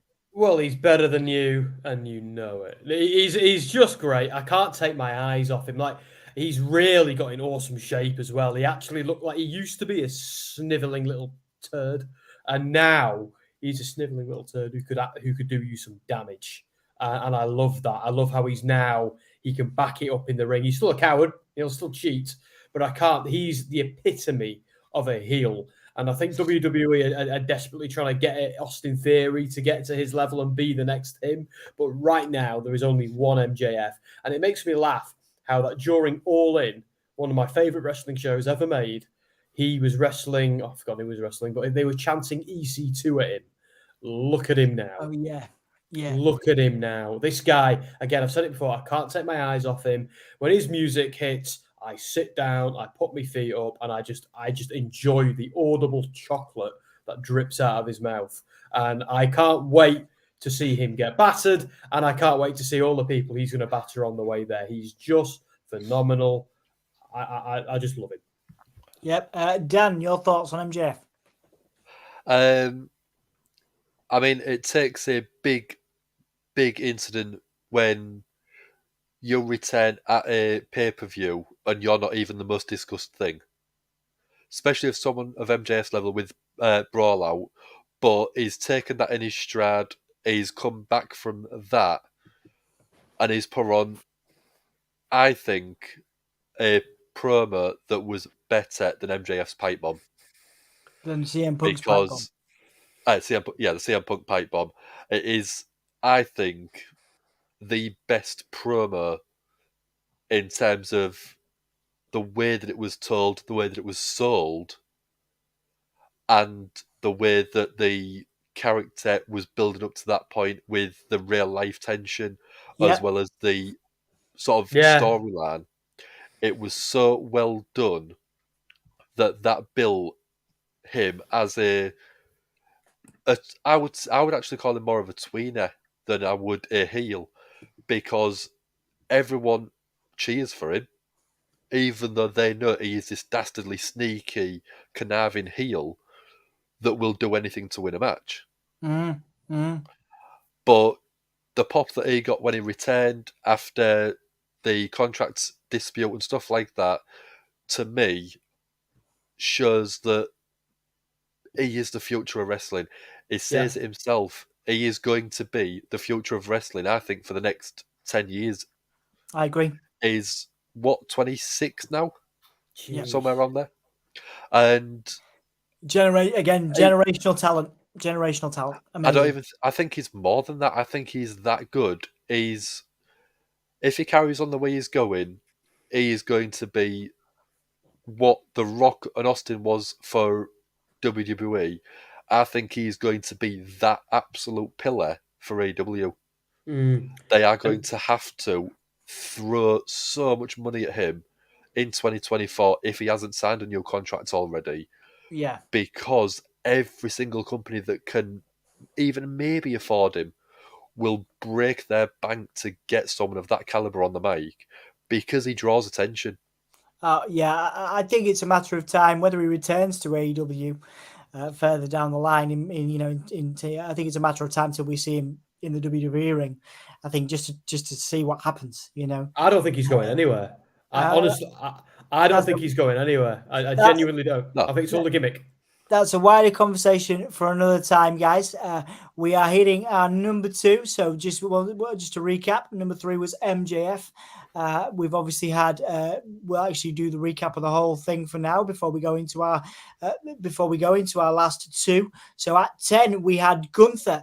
We had 9 Bianca Belair. We had 8 Sheamus, 7 The Acclaimed, 6 Jamie Hayter, 5 Rhea Ripley, 4 Sami Zayn, 3 MJF. We also had honorable mentions for CM Punk, Josh Alexander, the Usos, Kensuke Takeshita, and FTR. Number 2, guys. Do you want to guess? I've got. Some of you could. Sam, have you looked? Yeah. Okay. I didn't know if you'd looked, and I know Dan had looked. So number 2, Sassy should be pleased with this. Number 2. We're very well deserved, is Jon Moxley. Carried AEW this year. GCW, all over the place. Indies. There's a comment here from Sassy. 58 matches, 3 title reigns, ambassador to indie wrestling, saved AEW after the Punk fallout, wrestled without a contract, produced matches, and got sober. Jon Moxley. What else to say?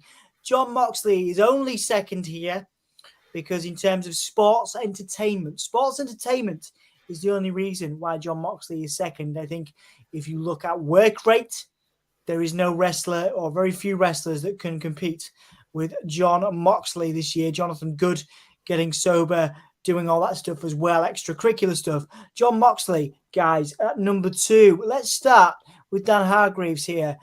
Danny Ass, your thoughts on John Moxley? Yeah, I think that if Tony Khan hadn't had John Moxley on his books, the company might have struggled with some of the controversies they've had this year. Yeah. He's took the company, put it on his back, strapped the title around his waist, and dragged that company through a few hard times. The amount of times that Tony Khan has had issues, and he's said to Mox, help us out a little bit, step up, even though he didn't need to. He was scheduled to go for holidays and stuff like that, and Tony Khan has brought him back in and said, I'm going to put the title on you. Can you just hold it for a little bit for me? Because you are that good and people will believe you as the champion. I don't want to put it on someone that I don't think is going to be a megastar. You're already at that level. And every single time you see him on screen, he's captivating. Yeah. And there's not many wrestlers where he could have 6 months off, he could have a year off, and people would still be wanting to see him every minute of every show. The work he did with Blackpool Combat Club, I think, helped elevate himself even more again, because he was doing stuff with a few performers that he might not have regularly interacted with. I think the match that he had with Wheeler Yuta was, I think, a turning point for Wheeler Yuta. Yeah, he put You'll him go up over. against Moxley, put him over, and absolutely smashed it in terms of the quality of the match. And that's just counting his AW work. You then, again, look at the GCW stuff, look at everywhere else he has been performing, and the matches that he's been having. I think at the start of this year, he was in GCW, and he went against Nick Gage. Yep. And again, going up against someone like Nick Gage in his own promotion, yard. in pretty much in his yard, GCW, in his absolute backyard. It was more like his living room. It was that close to home for him. And putting on a match where you still get cheered going up against someone like Nick Gage in GCW, it just shows a testament of how good and how respected Mox actually is. Yeah, I so totally. It's just unbelievable from a performer, from a professionalism standpoint, putting companies on his back, taking their title, helping to try and elevate that company and elevate that title, whether it is a AW, whether it is a GCW, whether it is anywhere else. You can't not respect him for that as a standpoint, as a starting point. But then the in-ring work that he does in helping put over the company, put over the talent, put over the championship, it just puts him through the roof. Yeah, I agree. Can't say any more than that from my own standpoint. Sam, your thoughts on Moxley at 2? See, the more I hear, and Sassy's making some very good arguments in the comments as well. Look, he's obviously up there. Now, for me, he was actually my revised list. He was actually number 3. When I actually thought about it, he was number 3, which is probably going to send some people through the roof. Because my number 1, I think, was all of our number 1. But because I actually had Bray Wyatt above Moxley. Only because that's rubbish, man. I'm actually, I have to go over to the insiders in a little bit and go and talk about Bray. I'm that much of a Bray Wyatt fan. But I think that's rubbish. But we'll talk about that off camera. When it comes to my list, that's how I had it for me personally. Yeah. Because where Moxley's been great this year, this is going to be controversial. Hello, Finley. I think everything Moxley's done and everything you've said is true, and credit credit to him completely. He'd be my champion as well. But I feel like a lot of it has all been leading to making a supervillain out of MJF. I feel like he's the hero has been toppled by the villain. And who knows, hopefully he'll be the hero to retake that. And because the story isn't over. But for me, because I feel like the whole thing has been gearing towards putting over first CM Punk, then putting over MJF, I feel like Moxley has been a little bit of an afterthought. And if it wasn't for all the silliness after All Out, he wouldn't be as quite where he is. He'd be on holiday relaxing with his wife and child. Yeah, so I'm not taking anything away from him, but he's not my number 1 or 2 because of that reason. And I give him all the props. I'll leave you to be clawed by Sassy. Here it comes. As we move on, will destroy you. Yeah, very good point. No disrespect to Sassy. I mean, no disrespect to Moxley. He's everything you've said, Sassy, is true. Everything you boys have said is true. He made them both. He's the guy that did it. But in this, I can't stand this word. But in this instance, in this story, he's been the jobber. He's not. Obviously, he's the champ. He's the champ. But he's been used as a jobber for 2 other stars. And it's not right. And it's how the business works. But for that, he can't be my number 1 or my number 2. But he is my 3. He is my 3. Interesting. And I'm gonna duck out after we do our number 1. I'm gonna duck out so Sassy can tell you a new one and go and see the Insiders guys for my commitments there. But we have hit our number 1. Yes, some of you have already called it, and some of you who have stayed with us for a long enough time will probably be. Some of you will be surprised, some of you will be annoyed, but I believe it's unarguable. Oh, that's terrible. I'm so tired.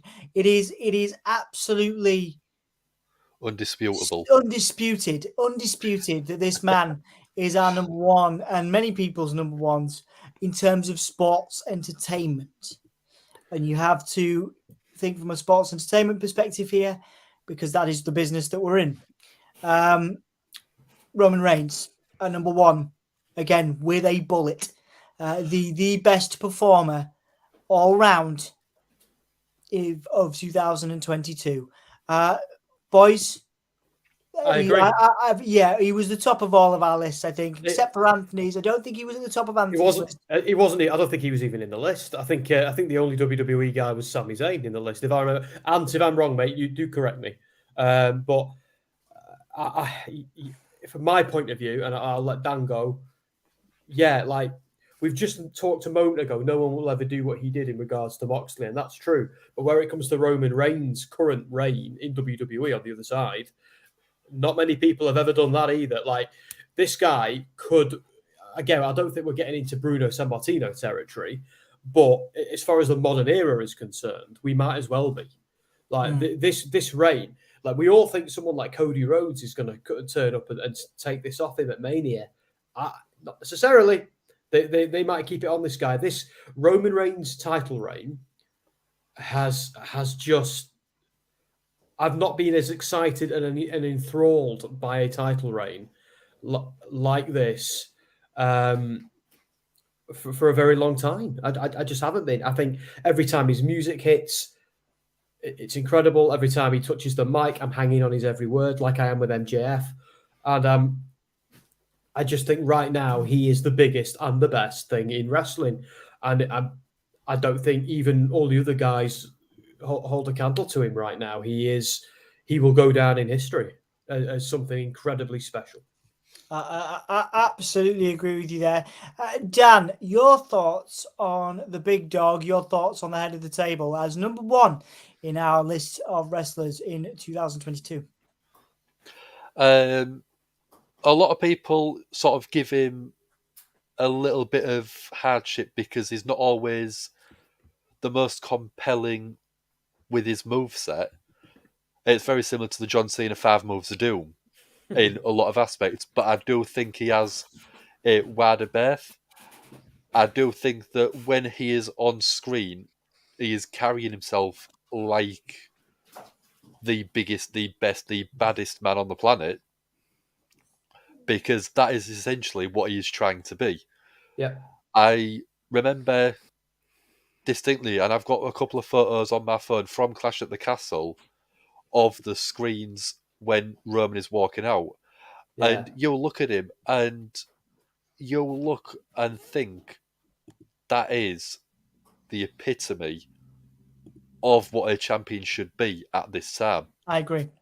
Especially a heel champion who's deliberately going out of his way to not, like, the whole thing with Roman Reigns is he can do it when but he's getting lucky against some people. That's the point. Like, yes, he can back it up in the ring, but the whole story here, because Sassy's talking about work rate a lot, and you're absolutely right, Sassy, for a babyface. Reigns is a heel, so part of the gimmick is he's avoiding work rate. Agreed. Yes, very much so.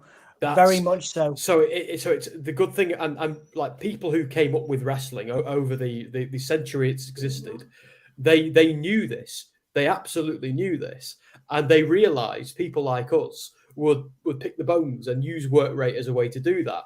So heels avoid working. That's what they do.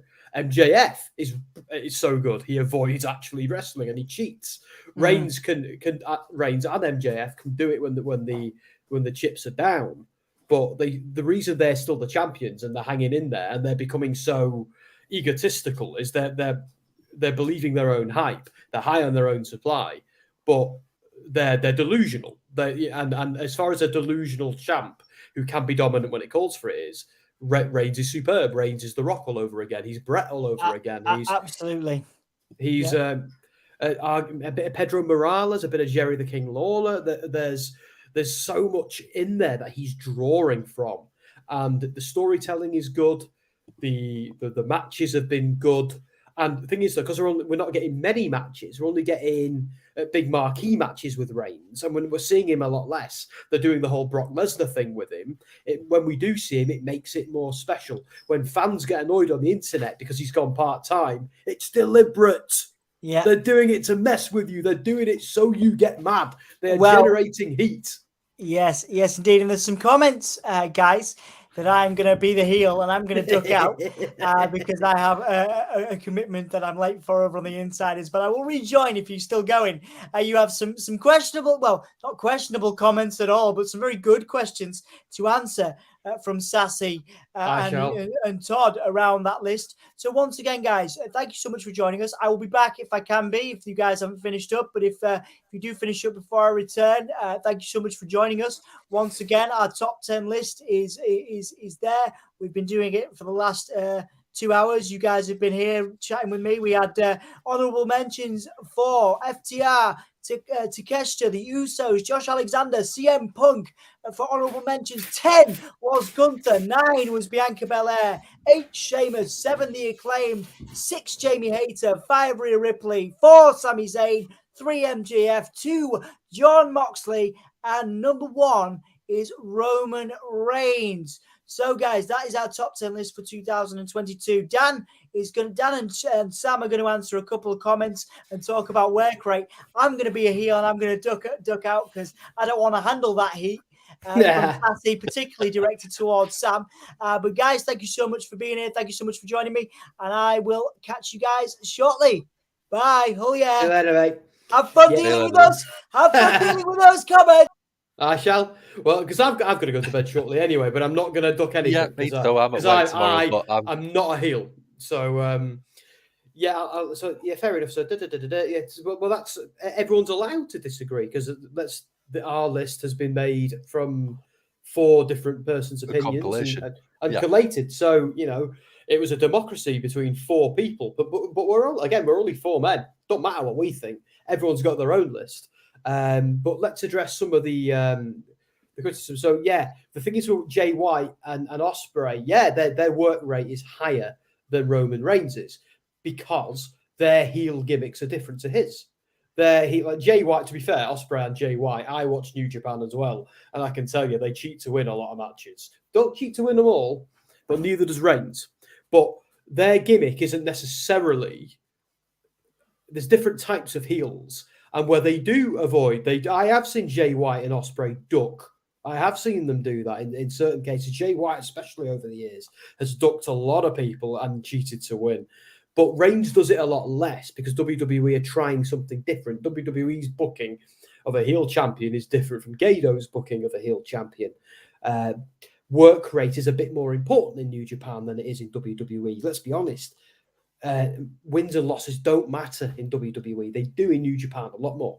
So I think we're comparing apples with oranges if we're comparing two other heel champs, because there are different types of heel champ. Ospreay and Jay White are both phenomenal, and dare I say, better athletes than Roman Reigns. I think they've had some better matches, more compelling matches, and I think their work rate as well is far better. And the character work is also awesome. But I think as far as this big top of the tower emperor of wrestling, the Roman Reigns stuff is better. It just is. And look, and this is a guy, he says that. I'm wearing a Bullet Club t-shirt underneath this, and I've got my Jay White t-shirt upstairs. I've got two Jay White t-shirts and only one Roman Reigns. I am not a WWE guy who's against New Japan in any way, shape, or form. It's just the gimmick they're going for with Roman is different to that of other heel champs. They're going for the same thing they went with Brock Lesnar. When he had to do it, he could do it, but he's not doing it on TV. He's only doing it on the marquee matches. Jay White is a pissy heel sometimes. Jay White can be goaded to the ring. Reigns is a lot harder to goad because he has his cronies. I know Jay's got Bullet Club as well, but Jay will come out and he'll bring somebody out with him and things like that. But Jay is a sniveling heel, where Roman Reigns is an insecure, what's the word? Full of his own. Narcissistic. He's narcissistic, but he's also. Your camera's gone a bit funny. Yeah, he's also. What's the word I'm looking for here? He's not quite. He's delusional. That's the word I'm looking for. Roman Reigns is delusional, where I don't think White and Ospreay are. Ospreay is at times, and we've lost Dan. I think he's having some camera issues. But so let's have a little look at some of the comments. I think I addressed the work rate thing. So I'll just go to the bottom one. Okay, when Roman versus Logan Paul, people talked about Logan's work with Roman's. You're right, and that's because sorry, Dan, I'll shut up in a minute. We were all expecting Logan's work not to be very good, and it was. The difference is we were pleasantly surprised by Logan Paul, where we knew we were going to get a reliable 5 moves of doom from Roman Reigns. So there you go. And exactly, Sassy, because that's what we have to do, because all of us have different lists. Like I didn't include many indie guys in my list because there's only a few have been standout for me. But I did include people like Claudio Castagnoli from Ring of Honor and Impact and a few other guys. But me, Dom, and Dan had very, very similar lists because we are quite similar kind of fans. Where Ants was chalk and cheese to ours. It was very AEW. It was very work rate orientated. Now I'm going to shut the hell up and let Dan talk. So, I mean, I completely understand where Sassy's coming from with the work rate of Ospreay, Jay White, and the work rate argument. Definitely. But you've also got to look at the audience that you are performing to. Yeah. A lot of the character work which Roman is doing is aimed towards that Western audience, which is character work. It's not performance in the ring work. It's called sports entertainment because in WWE, in WWE because it is made for that entertainment factor. It's made to be a content factory. Yeah, they want a snippet, which is why he only does very short promos. It'll be a few words here, a few words there, a few words at a time. But they'll take that snippet and put it onto YouTube, and within 48 hours, it's having a million people view it. And that's the way that WWE want it to be. I remember seeing a video. Well, it wasn't a video, it was an article about the difference in what a video is doing on the channel. So there was a video with Brock Lesnar having a promo with, I can't remember who it was at the time. And then at the same time, there was the CM Punk debut in AEW on TV, and they clipped it down to about a 4-minute video. So before the entrance music, the full entrance into the ring, and that was the video. And within a 24-hour period, the WWE video with Brock Lesnar had more than 5 times the viewers. When you've got in a way the biggest return in professional wrestling history, isn't getting as many views as people like Roman Reigns and Brock Lesnar because of what their target audience is. The casual audience. The casual audience is that market. Yeah. They want to draw people in. People like Logan Paul, again, they was trying to put over Logan Paul as this super athlete because he is very athletic. He's very good. And they wanted to build that part of him as a legitimate threat to Roman. Yeah. Then if you look at the Eastern sort of audience, the Japanese audience, the Chinese audience, the Asian audience market, they are all about the respect, which is why you don't see as many matches finish with a screwy ending, whether it is a surprise roll-up, whether it's an interference, stuff like that, because it is all about the respect of that work rate. Yeah. People like Will Ospreay, Zack Sabre Jr., Jay White, they all are very good at the in-ring work because it is all about that in-ring work.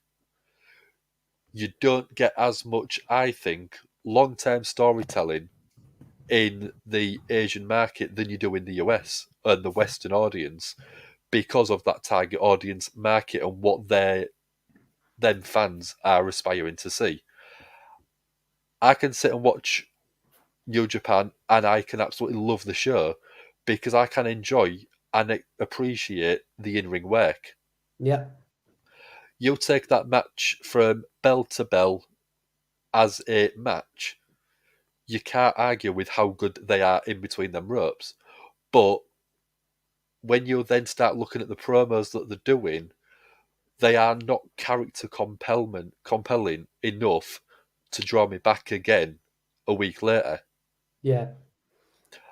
You'll look at the Western style, they are doing what they need to drag in casual viewers. They are dragging in character work of the next level. I mean, you'll look at how, if you sort of took it as a year, how many words has Roman spoken on microphone in a promo? And then you work it out by the minute how much he's getting paid. I reckon that's a significant number because it doesn't talk too much because he's got Roman Reigns there. And you'll look at all of the top heels in the Western audiences, they have a mouthpiece. Yeah. Because that is what they have been built up, what we have been built up to watch is the heel will always have more of a mouthpiece and do as little, not as little in ring, but it will always be short, brutish. Yeah, sorry, mate, go on. They will try and keep the matches to a defined slow pace because they know it gets under the skin of the people that are watching. And again, it's a clickbait society. It's Go on, sorry, pal. I was going to just pick up Todd on that. But the difference we've got, though, Todd, is Moxley is a hero. He's a babyface. He's trying to be that guy you admire who puts things on his back. Roman Reigns is the guy who just wants profit and prestige and doesn't really care about his family members. He is a monster heel. That's what they are. So the more bad he is, the better he is, the more he gets points for it. Like, because I'm not going to address the work rate thing again because we're going around in circles. So I think we put that to bed. I think I explained that quite articulately. But when it comes to if I do say so myself, But when it comes to is it about the whole package? WWE's just as Dan said, WWE is at an advantage when they do this because people like you and me, I watch the G1. I don't care about some of the storytelling. I do with some of them because there's some awesome storylines running through the G1. Yeah. But I watch the G1 for awesome wrestling matches. Awesome. Yeah. I don't care if it's on mute. I don't need the commentary. I don't need nothing. I just need to see two guys duking it out in there. So I want to see work rate. That's what I want to see. I don't watch WWE for that. And I'm pleasantly surprised when I get that sometimes, as with a few of them, like people like Finn Balor, AJ Styles. No, Todd. The bad guy is eventually going to be taken down by a hero. That's what's important. And one day, when Roman Reigns reaches that apex, when his threat level, his reign of terror is at its apex, a hero is going to take him down. And that hero will be a conqueror. This is how this booking works. And my wife's asking me to shut up, so I'm just going to shut this door because the dog opened it. I'll let you carry on, Dan. Okay. But in this instance, right now, Todd, yes. But one day, no. Oh, you're going to get so much heat for that in a minute. I wouldn't say bad guy is more important. You can't have the ultimate bad guy without having the ultimate babyface to counteract it. But I do think that the way that they are building people now, it's to be a marquee special attraction. Yeah. If you go back to the territory days, every single time the numbers was at the highest was always the heel champion with a babyface as the guy that's supposedly going to be able to take this guy down, this heel down. And that's exactly what we've got now. Every single time Roman is on a pay-per-view, you always want him to lose because he's this cocky, smarmy heel. But he's that good, he always gets away with it, whether it is with heel tactics of ducking out of the match, interference, disqualification, stuff like that. But it's always going to be that for me of it is an Undertaker name on the card. It is a Brock Lesnar name on the card. Rock, Austin, to some extent, Hogan. As soon as you put that name on the headline, you know that is going to be a draw of a show because the character is so compelling. I mean, if someone said to me, do you want to trade lives with Roman Reigns for a week? 100%. Because you could get to be this absolute badass to everyone, but because you can back it up, you know that no one's going to question it. Yeah, it's great. It must be awesome to be the bad guy and back it up. Yeah. It's also, Todd, on your point, it could, however, it's been forever. We could, but the thing is, the longer it goes on, the more cathartic it's going to be. Like I was at Clash at the Castle. I watched that match with McIntyre live. Like every other Englishman or Scotsman or Welshman or everyone else who was there, that crowd badly wanted Roman to lose. Badly. And I, as a journalist, didn't want him to lose generally because I wanted him to go all the way to Mania and something big to happen there. But in that match, I dared to dream. I wanted McIntyre to take him down. And when that little bugger Solo Sikoa came out and interfered, I was furious. And my wife was furious. And we were furious. And, and McIntyre was robbed and we were angry. But it did exactly what it was supposed to. Even to smart marks like us, who, people like me who do this for a living, that you'd think I'd be impervious to this WWE's booking when it's live. Nope. They got me. They got me hook, line, and sinker. And that's what, because I want to feel that. And when I do see that bugger get toppled, it's going to be great. Someone like Tony, I've literally just gone straight onto my phone, and on the phone that I've actually got the ability to record from both the front and the rear camera at the same time. Oh, nice. So we'd watched the match for a good 10-15 minutes, and I started recording every single time I thought the match was going to end. Oh, did you? Just to try and record my reaction and record the pop if Drew did manage to slay the beast. And every single time, the full stadium.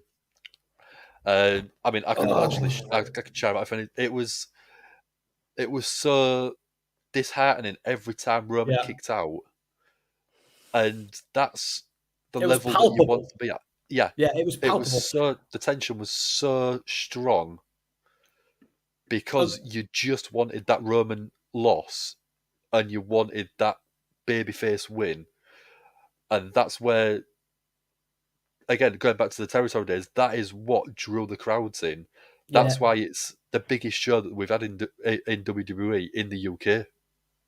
Yeah, and there's the thing with that, Sassy, like, but he's still a baby face. He is. Yeah. He's not a cozy baby face in the, oh shucks, I'm just happy to be here, and all you fans just are so lovely, and and everything I do this, I'm following my dream. He's not one of those boring baby faces who are sweeter than sweet. No, Moxley's got some edge. He's a bit rough and tough. Moxley's what a traditional babyface used to be back in the WWF days and the territories. A babyface wasn't just happy to be here and love the fans. A babyface was the guy who won.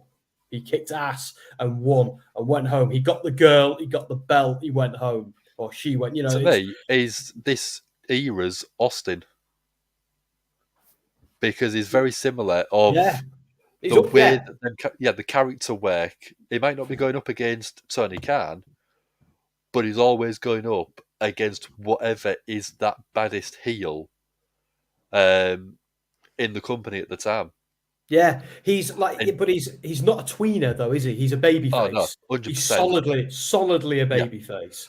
Because if he was a tweener, sorry, but well, even when Austin was a baby face, he was still a bit of a dick.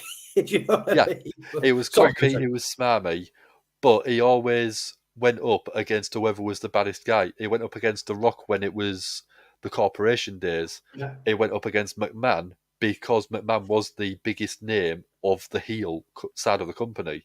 Yeah, and he was. Every single time he went against the people that was going to give him that biggest crowd reaction. And who knows, maybe the person who topples Roman Reigns, and let's be honest, they're doing the exact same thing now with MJF. MJF might be number one on our list next year. Roman Reigns, MJF isn't going to fight as many matches as Moxley does in the next 12 months, unless Moxley now goes and has his holiday, which he sorely needs because he's owed it. But MJF is going to avoid working. He's going to cheat. He's going to do everything he can to get out of defending that belt, honestly. They're going to do the Roman Reigns thing on MJF right now because they are watching each other. MJF is not going to win by work rate, but I tell you now, he might top the PWI's 500. He might do it this time. My money's on him.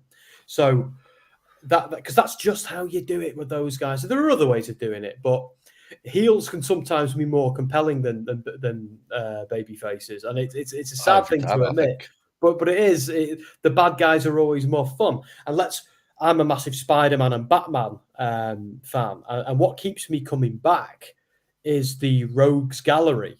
I know, it's, don't get me wrong, I need Spider-Man and Batman to always win. But it's the Joker and it's the Green Goblin who keep me coming back. They're the interesting ones. And every time you watch a sequel to one of these films, you already know Batman's going to be involved. You're excited to see what the villain does. It's just classic hero versus villain writing that wrestling has been doing it. It's very, very simple. It's a very simple formula. So when wrestling surprises you, it's great. But yeah, that, to me, it is why Roman is number one right now. And it's the fact that it's the casual fan. I feel like Roman Reigns is going to go down in history in a way that right now, the way things are, I can't see anybody else topping him until they do. And one day somebody will. Just like Stone Cold and The Rock were once the biggest things in all of wrestling. Yeah. It's just like that. It swings and roundabouts. And let's look at Sassy's list because I'm actually quite curious to see it. So we've got so Mox, of course. So Alexander Hammerstone. So is it Alexander? Josh Oh, no, Alexander. Josh Alexander. Yeah. Fatu was in my top 20. Hammerstone was in my top 20. Osprey wasn't, even though I kind of think he could have been. Gunther, MVF, White. Yeah, Jay White was in. I didn't have Bay in there. I didn't have Shelley or Jericho or Guevara. And I'm not quite sure who Mason is. No. But yeah, I mean, with a few of them, I can completely agree that they 100% deserve to be in there. Mox definitely, to me, Sheamus, Gunther, MJF, Roman. But then people like Jericho, again, he might have had a couple of good matches, but has he had the work rate, the storytelling, the compelling factor that someone like Roman has? I've been a bit sick of him, Dan. If I'm being honest, I've got a bit. I'm thoroughly sick because it was funny. I said this on stream on Friday. It was funny when they started doing we are sports entertainers, not wrestlers, because they were taking the piss out of WWE. But it's gone on so long now. It's become a parody of a parody, and I feel like while WWE is doing all this bloodline stuff and being better than ever under Triple H. Chris Jericho playing with his friends, look, we're sports entertainers. They're being more sports entertainment now than WWE are. So this Jericho sports entertainer gimmick needs to die a death. It needs to go away. The Blackpool Combat Club need to defeat the Jericho Appreciation Society. That stable needs to break up completely. And I never want to hear the term sports entertainment on AEW again, because it started funny. Now it's just becoming a bit tragic. It's just my opinion. I don't need anyone to agree. It's just how I feel as a fan when I watch. But I want to go and see them do something else now. Jericho is the master of reinvention. It's time to reinvent. Let's bring back the Painmaker. I bloody love that. Bring that more Painmaker back, Jericho, please. Because obviously Jericho watches our streams down religiously, I'm sure. I mean, I'm sure we'll have had him in the comments at some point, but yeah, Jericho for me should be transitioning more into being a mouthpiece for an individual. I don't want to make it sound, it'll probably sound more disrespectful than it actually means, but more of a William Regal type character. Because he is good on the mic. He could still, I reckon William Regal probably could still go in the ring. But I think Jericho's at the age now where you kind of subliminally, right at the back of your mind, you're just worrying about him because he is like 53, 54. And he still looks in relatively good shape. He's never had what I think is a very good, very long-term injury or anything like that. So he's obviously kept himself at peak sort of fitness and physique. But I just think that you're at the age now where you need to start winding it down and you need to find something else to do, whether it is a reinvention into a different character which might be less work rate orientated, but I just think that it will make it a little bit more of a compelling character for him. You're right. It's. I'll be honest. I'm annoyed they turned him again. Do you know, because he was the Le Champion on the Inner Circle. That was great stuff. That was all good. The whole thing with MJF eventually going to betray each other. I kind of like that. But then Jericho was a babyface, and that was pretty cool. But then they turned him heel again, and that I've not been into that since he turned. I liked Jericho because when they come out and sing his song, that's what you do to a face. So it just doesn't work as a heel, and it hasn't worked for a while. And I kind of want Jericho to turn face again, maybe do something heroic, helping Sammy Guevara or something like that. And then I don't necessarily want him to see him go down the manager route yet, but I'd like to see him talk more than he wrestles, I think.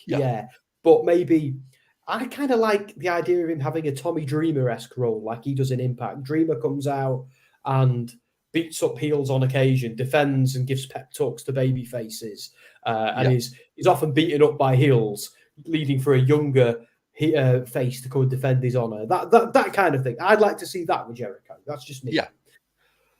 But yeah, I mean, like just like they do with Sting. Darby Allin. Sting gets beaten up, Darby comes and defends his honor. Just like that. And the other way around at times. Yes, and that too. But in terms of the full list itself, I do think that we've had a good sort of mixture of AW and WWE, and we've had a couple of people that have worked outside of them boundaries for a while. Jericho's on the list due to work. The Garcia work has been very good. Sammy Guevara, I've grown to like him, but he's never going to be, for me personally, someone that I would put in my top 10. I don't know if it's good character work or if it's just the fact that I don't like him because he's been a heel, or if he's just someone I just genuinely don't like. I think he's destined to be the arch enemy of Darby Allin till the end of time. It's like the Joker and Batman. It's you know, you're not going to kill me out of some false sense of self-righteousness, and I'm not going to kill you because you're too much fun. You and I are destined to. Yeah, you are destined. You and I are destined to do this dance forever. You're going to be in a padded cell forever. Maybe we can share one. It's just it's that. I think, and who knows? At some point, maybe they'll be forced because they did have to tag at one point. They did have a common foe, and I want to see Sammy free of Jericho, free of all of that. Sammy on his own, feuding with Darby. Let's see some back and forth. One's the heel, one's the face. Let's have this go on for years and years and years, like Ciampa and Gargano, where they sort of traded places because they both went so dark and twisted. Then let's see them reform the Mega Powers or the Cruiserweight Powers or whatever they're gonna be. Yeah, and that's what I'd like to see for Sammy Guevara between now and he retires. He's interlinked with Darby Allin for me, I think. Anyway. So I'm going to throw one last question out for yourself, Sam. I'm going to then answer it, and I think then it's bedtime for us both, in all honesty, because it has just gone midnight in the UK, and I am at work tomorrow. Are you at work tomorrow as well? No, mate. I've got some WrestleSphere stuff to do. Okay. But so yeah. Oh, by the way, guys, thank you to everyone who's supported WrestleSphere so far. Please give it a like and a follow on Twitter. We've got lots of interviews and stuff coming your way, and lots of features. That's why I'm so bloody busy at the moment. That's what I'm doing in the background. And Dom and a few others are doing it too. But go on, Dan, over to you because I know you're tired, mate. Me too. So the question I've got: one name only. Who is your prediction for Wrestler of the Year 2023? Whether you want to pick it as wrestler, performer, or whatever you think PWI will pick as number one, whichever you want to do, but your number one wrestler, sports entertainer for next year, professional wrestler for next year. I should have explained this earlier, guys. When I pick my top 10, I use the PWI approach, the everything together. Yes, work rate is important, but I also include kayfabe, titles, character work. I try and do the full package, not just who's been the best in the ring. So, Dan, I'm going with MJF. I think MJF, my only concern with that is Roman could do it again, but I think we're at the point now where Roman has to lose all his friends and become an island, become isolated and unhinged to the point where he's just a rabid dog and someone puts him down. And then they can turn him face again and do more stuff. But I think MJF, his reign of terror is just beginning, where Roman's might have peaked, where MJF's has got a lot of evil to do before the dragon is slayed. That's what I think, anyway. Yeah, I mean that was one person that I had in top of my head for in there straight away. I think for myself, if he does return very early in the year, I do think that Cody could be that number one. Yeah, because he likes the work rate, but he also is a big big storytelling fan, and he likes to try and keep kayfabe up as much as possible for that storytelling. Unless it's a promo on Dynamite. Yeah. Sorry. I'm not over that. No. Definitely. But yeah, I mean, with stuff like that, I think that Cody has the ability. He will obviously have the push at the same time to get him to that point. So whether he is going to be number 1 or number 2 behind MJF, I do think that we could probably have them two fighting it out. Yeah. Because I do think that Roman will slow down next year. With obviously, if Cody comes back, there is a lot of rumours of Cody taking at least one of the titles off him at Mania. So that could affect his momentum. He could lose one title, go into a sort of spiral of losses, lose the other title at SummerSlam. Yeah. And with them amount of losses, you might not be even close to being in that sort of PWI list. But MJF, I think that if he carries on the way his stock has increased in the last 3 years since AW got a TV deal, the stock on himself is, there's no glass ceiling for him. No. That's a scary thought for someone of his age.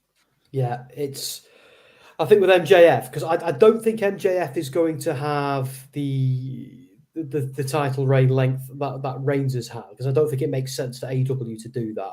No. What we need to see with MJF is kind of what they've done with Roman Reigns. We need to see him just commit lots of evil, annoy everyone, become an island, but always cheat to win, always win, get away, be that heel champ, and somebody needs to come along and take him down. I don't know who it's going to be. We're not there yet. It'd be cool if it was Mox, but I think because Mox has held it a few times, they'll probably just cycle him out for Mox is going to hold that belt again. Like at some point, Mox is holding that belt again. Be assured. But I think they need to now build a star, build a Jungle Boy, build a someone like that. Darby Allin for me.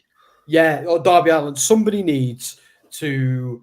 It'll make if MJF can become a badass, a super badass. It'll make someone's career when they topple him, just like it's gonna do to whoever topples Roman. They are going to be a made man overnight. Yeah, Wardlow's a great shout, Todd. A great call, shout. Todd. Yeah, it could be him, and it makes sense to be him as well because of their backstory too. So again, very, very long time storytelling. Yeah, exactly, which is exactly why people like Roman Reigns are my number 1 right now, because when they're toppled, instant hero, instant Batman, instant Superman. But anyway, I think it might be time for us to love everybody and leave everybody, Dan, because you got work. And I've got stuff. I'm so glad there's no proper Raw tonight. Yeah, oh my God, yeah. Oh dear. If there was, I wouldn't have been here. But yeah, I mean, it's been a good fun show, and I do think that it's going to be an interesting 2023 for a lot of performers and the companies that they are in, which hopefully means more excitement for us. Yeah, I'll do that one last one for Todd. For me, Todd, it's between Bray Wyatt, Cody Rhodes, and who else? Who else have we got who's up and coming? I want to say McIntyre, but I doubt it. But yeah, it's Cody for me. Cody at Mania. Maybe for me, yeah. Because Cody and Bray are the top faces, aren't they, right now? I think so. Yeah, right, Dan. I'll let you do the outro stuff as you're the senior host. Well, I was going to delegate to yourself. I'll let you do whichever style of exit you like. All right then, guys. I'll let you do the countdown. And also, thank you for joining us, guys. We're very, very tired. Oh, I'm not going to find out what Sassy's having for dinner. Damn it. That's like a highlight of my streams. All right then, guys. We're going to do a countdown. 5, 4, 3, 2, 1. Oh yeah. Oh yeah.